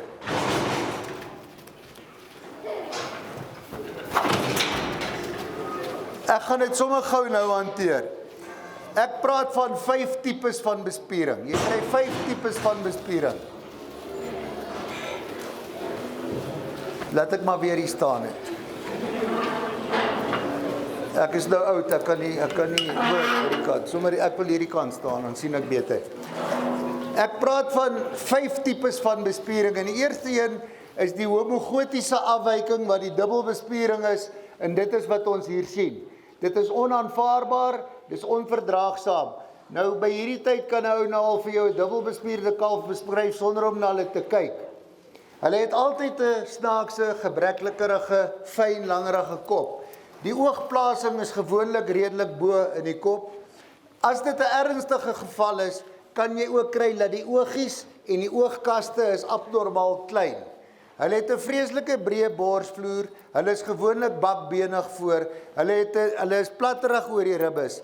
Die skouers en die heupe maak ongewenste aansluiting na die middelstuk toe. En hulle is fyn van been en sekelhakkig. En snaaks genoeg sekelhakkig met regop pote, né? So, dit is hoe dubbelbespierde kalvers lyk. Fyn van been, sekelhakkig, breed in die bors. Moet nie te veel stres nie. Laat ek maar ingaan nie, Piet, ek wil net iets verduidelik.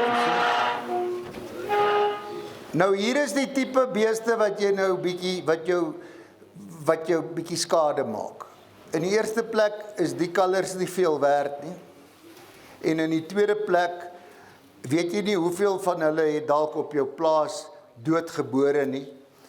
Jy weet nie, jy weet nie of die koei wat dood is, die prolaps van die baarmoeder lê daar aan een kant, die kalf lê daar aan die ander kant. Dit is dinge wat gebeur. En dit is goed wat ons nie in boerdery wil hê nie. Ons wil nie daarmee sukkel nie. Nou wat hier gebeur is, hierdie koeie kalf gewoonlik tot na die kop, want kyk hy ou klein koppie. Hier by die skouers, dan sit jy nou die toue aan en dan begin jy trek. En nadat jy die derde tou getrek het, dan sit sy vas agter die blad. Want dis die volgende knyppunt. En dan gaan haal jy jou Isuzu, dan kry jy hom tot by die heupe. En dan gaan haal jy die Land Cruiser, en dan kry jy die heupe uit. So, dit is die tipe van goed wat ons nie wil hê nie, en dit is waarteen ons waarsku. En wat baie interessant is dat ons het nou 2 gevalle gehad al voorheen, waar ons draarkoeie gehad het, wat met draarbulle gepaar is, wat dit nie die verskynsel was nie. So watter afleiding moet ons maak? Hoe sterker die dubbelbespierde geen in die stamboom voorkom, dink ek, hoe groter is die kans dat jy dit gaan kry. Want nie elke paring van 'n draer op 'n draer gee vir jou dit.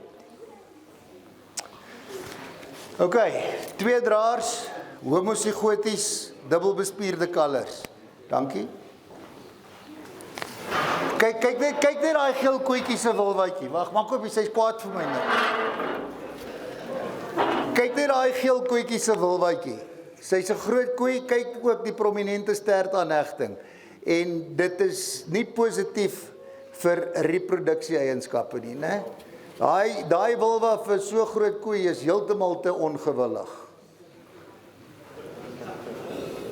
Right, laat hulle gaan. Wow, stop. Ja, hulle is 2 draers, gepaar met 2 draers.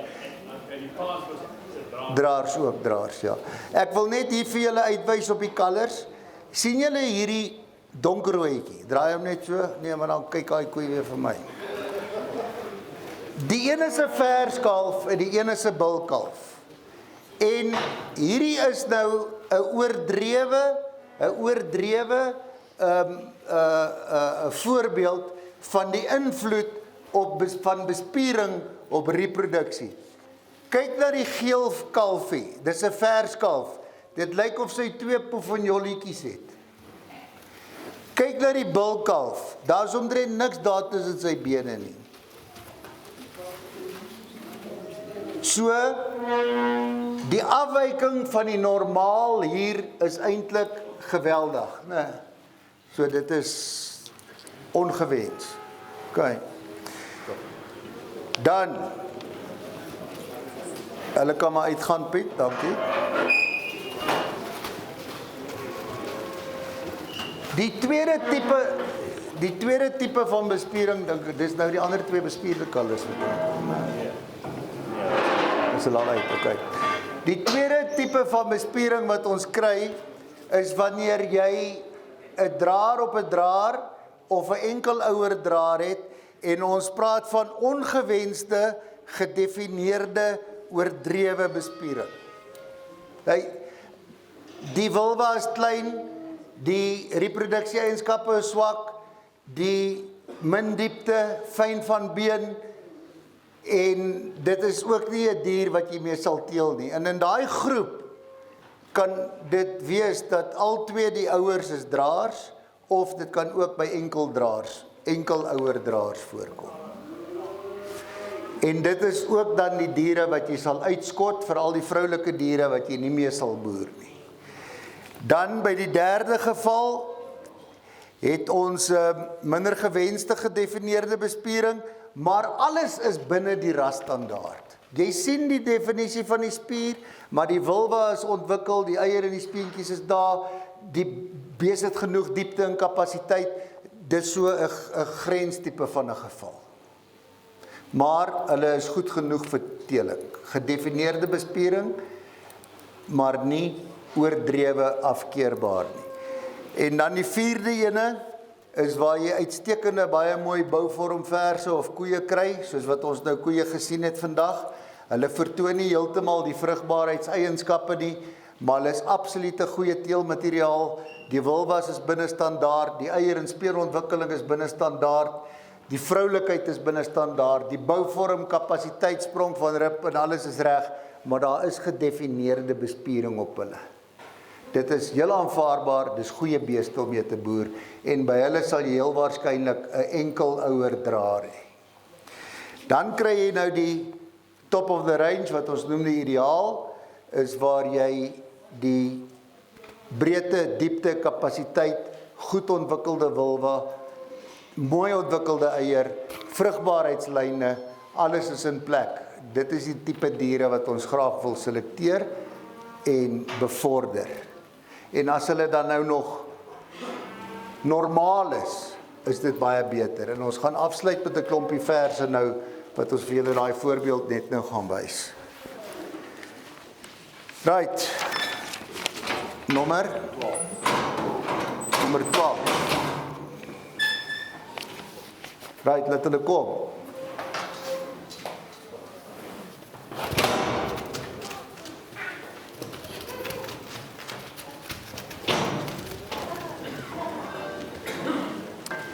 Right, ek dink, en dis wat ek gesê het, hoe vroeër jy jou visuele seleksie doen, hoe hoër gaan jou korrekte waarneming wees, ten opsigte van draers. Hierdie verse is almal draers, maar hulle is nie almal uitgeskot op oordrewe bespiering nie, maar hulle is wat ons noem die ongewenste teeldiere. Nie een van hierdie verse sou ek voorstel word op 'n aanteelveiling of op 'n produksieveiling aangebied nie. Verskeie redes daarvoor, die twee kleiner verse, baie swak ontwikkeling ten opsigte van reproduksie, die groter vers, daai versie wat daar staan, weer ander foute, maar dit is draers, dis hoe hulle lyk as hulle jonk is, en wat ons sê is dat jy moet versigtig wees dat wanneer diere by 'n inspeksie van 'n stoet afgekeur word om aan te neem dat jy kan hulle nou maar koop, jy wil 'n paar beeste hê en dis goeie teeldiere. Hierdie diere is nie goeie teeldiere en dit is hoe hulle lyk, nê. Goed, wat ons hierdie groep genoem het is draers, maar dis uitskotbeeste. Verkieslik in 'n voerkraal, verkieslik slag, maar nie aanteeldiere nie. Dankie.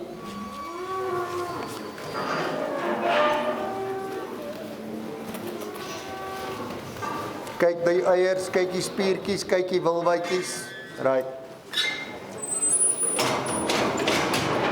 Die volgende groep wat ons vir julle gaan wys, is uitskotdiere wat normaal is. Hierdie diere is normaal. Hulle dra nie hulle is nie draers van die geen of van 'n mutasie van die dubbelbespierde geen nie. En op grond van bouvorm en ander eienskappe is dit ook nie gewenste teelmateriaal nie. Ons wil nie graag sulke vroulike diere, sulke verse as bonsmaras in die mark insit en sodoende minderwaardige diere as teeldiere verkoop nie. Nou die vorige groep verse, kom ek begin met die begin. Wat ons gedoen het, ons inspekteer die verse en alles wat ons voel is afkeerbaar, het sy dit minimum rasstandaarde is, het sy dit konformasie of kakebene of wat dit ook al mag wees, gaan ons nou in een kraal. En voordat jy daai diere dan sal aanbied as teeldiere, beskerm jou naam, beskerm die ras, gaan terug in daai kraal in en keer daai diere weer en maak 'n besluit oor wat is 'n aanvaarbare teelbees en wat is 'n swak teelbees. En hierdie diere het ons tussen die groep van nie-draers geïdentifiseer as beeste wat ons nie graag as teeldiere sal wil aanbied nie. Dankie.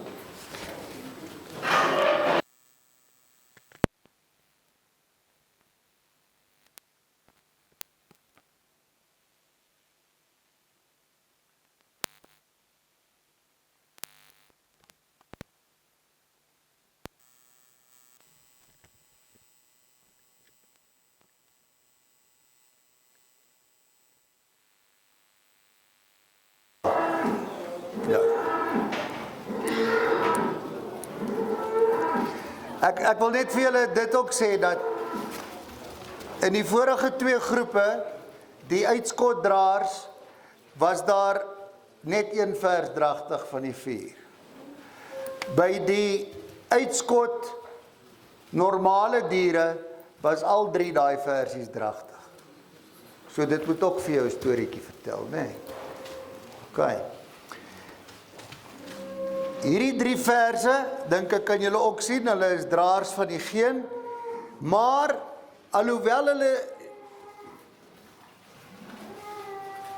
dalk nie stoetgehalte is nie, het jy nou, nadat jy jou inspeksie gaan doen het ons gevoel dat hierdie diere is goed genoeg om op 'n veiling as 'n vers, het sy dan nou dragtig of oop aangebied word. As jy na hulle kyk, hulle almal vertoon vroulikheid, hulle almal het redelike bouvorm of konformasie, alhoewel ons dalk so 'n bietjie kapasiteit kort hier en daar, maar die diere is struktureel korrek. As jy oplet na die wilwas, hulle is heel gewillig, daar is nie 'n probleem dat hulle te klein is nie, die eierontwikkelingkies is daar, so ons voel dat hulle is aanbiedbaar as teeldiere. Die probleem is met swak teelmateriaal wat in die mark kom, dit is die onkundige mense wat hulle koop. En daardeur word persepsies geskep wat dan feite word. Want hy verloor 3 met kalwing of 2 met kalwing en die persepsie word dan feite. En ons moet onsself beskerm deur minderwaardige, ongewenste teelmateriaal in die mark te sit. Sou julle saamstem dat 'n mens hierdie as 'n kommersiële groepie verse kan aanbied? Ek dink so, né? Right, okay. Dankie. Net vir die rekords, dis 3 draers. 2 oop, 1 dragtig. So tussen die draers het ons hulle geïdentifiseer. So die uitskotpersentasie van die draers was 57%. Ons het 4 uitgeskot vir slag en 3 teruggehou vir kommersiële teelmateriaal. Okay. So ons het nou, tussen al die draers het ons nou nog net 2 dragtig gehad.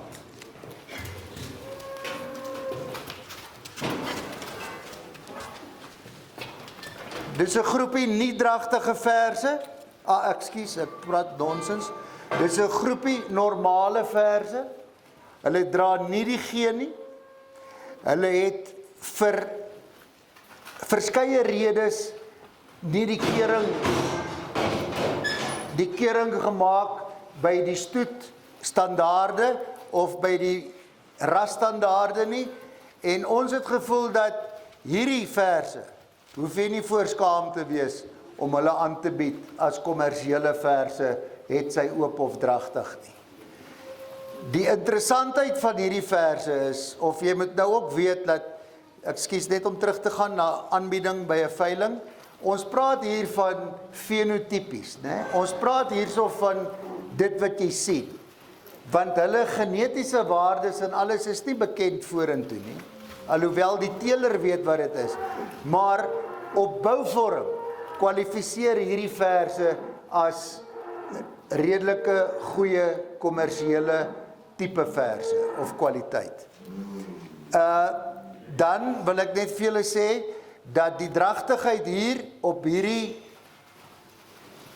normale diere is 2, 4, 6, 7, 6 dragtig en 1 nie dragtig. Ons kan kyk na die bevleesing en die kondisie, ons kan kyk na die sprong van rib, ons kan kyk na die reproduksie-eienskappe wat die wilwas en die eiers en die speentjies insluit, en jy kan kyk na die spierlengtes van hierdie diere, die spierlengte, heup na sit na hakskeen. Ons kyk mooi, ons sien dis 'n lekker pakkie hierdie. As jy wil begin met 'n kuddetjie, dan is dit die regte goed om te koop. En nou wil ek julle vertel van die slabriem. Jy vang iemand net eenmaal met 'n slabriem, daarna kry jy nie weer sy kop in daai riem in nie. En dit het begin by beeste in die ou dae, het hulle mos die stok, met die riem om die stok, met die boog so, en dan vang hulle daai bees, dan word hy nou behandel of plat getrek. Die bees spook en sy wurg en sy hyg en alles loop verkeerd. En jy kry nooit weer daai bees se kop in daai slaprem, want sy het swaar gekry. En dit is vir mense. Dit geld op mense. Jy vang iemand eenmaal met 'n slaprem, deur aan hom minderwaardige uitskotgoed as teeldiere aan te bied, en jy gaan hom nie weer sien nie. En jy jaag hom heel waarskynlik weg van die ras af. Maar vir hierdie tipe diere hoef jy nie skaam te wees nie, né? OK, so moenie iemand met 'n slaprem probeer vang nie, dit gaan terugkom na jou toe.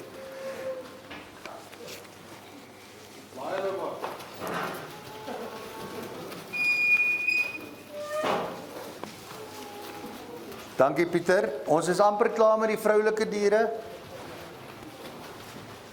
Is ons nou by? Die dra daai. Right, laat hulle kom.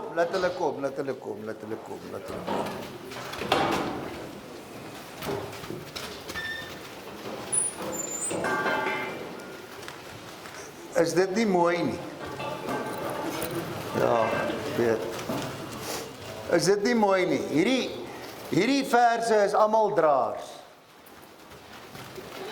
En julle moet nou 'n vergelyking maak, want hulle maatjies kom nou net na hulle in, die wat nie draers is nie. Kyk na die beeste. Let op na gedefinieerde bespiering. Let op na die reproduksie-eienskappe. Let op na diepte, kapasiteit. En ek dink dit is 'n pragtige klomp verse hierdie.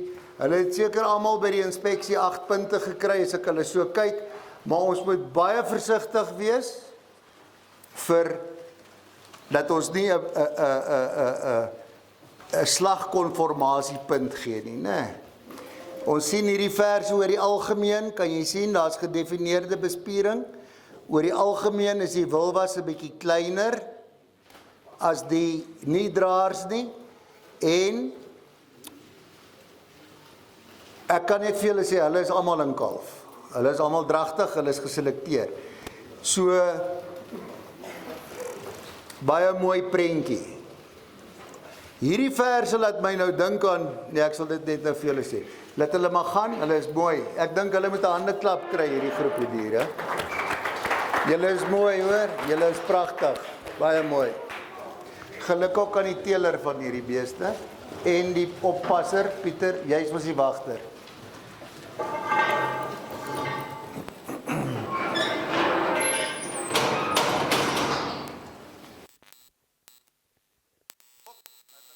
Laat hulle kom. Laat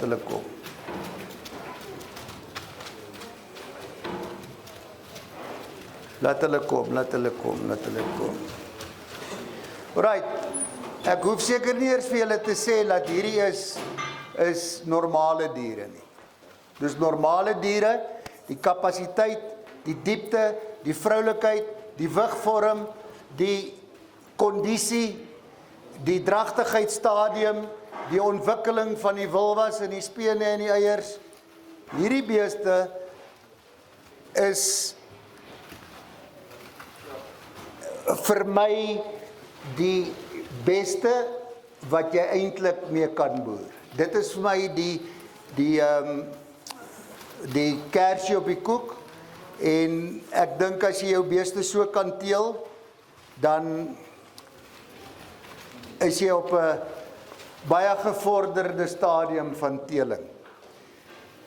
Twee tipes, ek wil net vir julle sê, ek het so 'n dingetjie wat ek sê van bespierde koeie se reproduksie-eienskappe, wat die wilwa en die eiers insluit. By daai bespierde verse is daar 3 tipe wilwas wat jy kry. Dis 'n ongewillige een. Dis een wat lyk soos 'n koevert wat jy opgevrommel het. Ek praat van die uitskot, nie van die wat gehou word nie. Jy kry daai wat hy lyk soos 'n koevert wat opgevrommel is. Hy lyk soos jou vuis wat jy in die drommetjie gooi daar by jou lesenaar. En dan kry jy daai stywe enetjie wat hy lyk amper reg, maar hy's baie klein. In die ou dae as jy jou pos gekry het aan die einde van die maand van die koöperasie, dan het hulle al jou koöperasierekeninge vir jou so in so 'n klein koevertjie ingesit. Dis hoe hulle lyk. Hierdie verse het normale, goed ontwikkelde, baie gewillige, mooi, losbewegende wilwas, en as jy kyk na die vorm van die wilwas, en ook die wat daarmee saamgaan, die beweging as hulle stap, daai wilwas is los, hulle is mooi. Kyk net na daai spierlengtes op hierdie verse, kyk net daar, kyk na die vetbedekking. Nou dit laat my nou dink dat in die ou dae as jou ma vir jou 'n broodjie gesmeer het, dan het sy, partymal as sy haastig is, dan smeer sy daai toastie mos, dan die korsies is nou nog nie botter op gekry nie. Nou die vorige groepie, die wat die draers is, hulle het nie orals botter gekry nie. Maar hierdie goed, as jy die vel afhaal, die botter, hy sit orals op die broodjie. En dit is 'n voorbeeld van, en hierdie verse verdien 'n harder handeklap as Jan. Nou.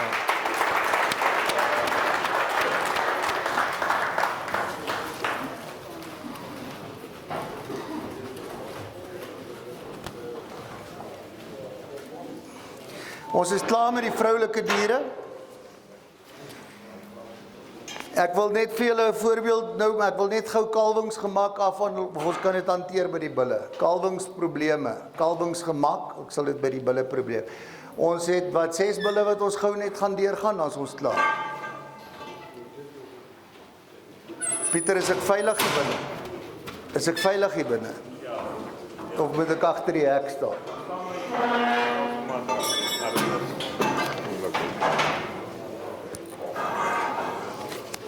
Droëbespiering, visueel merkbaar, dat hierdie dier sal definitief 'n draer wees van die gene, en nou kan ek vir julle die eienskappe van oordrewe bespiering uitwys. Ek persoonlik voel dat hierdie bil is dalk 'n bil wat die risiko loop om nie veilingstoelating te kry nie. Ek voel hierdie bil is te droog, en daarmee saam gaan die min diepte van lyf, swak sprong van rib, hoog op die been, en baie oordrewe bespiering met 2 gevaarpunte ten opsigte van kalwing, en dit is die skouers en die heupe, né? En dit is eienskappe van oordrewe bespiering. Daai jump massa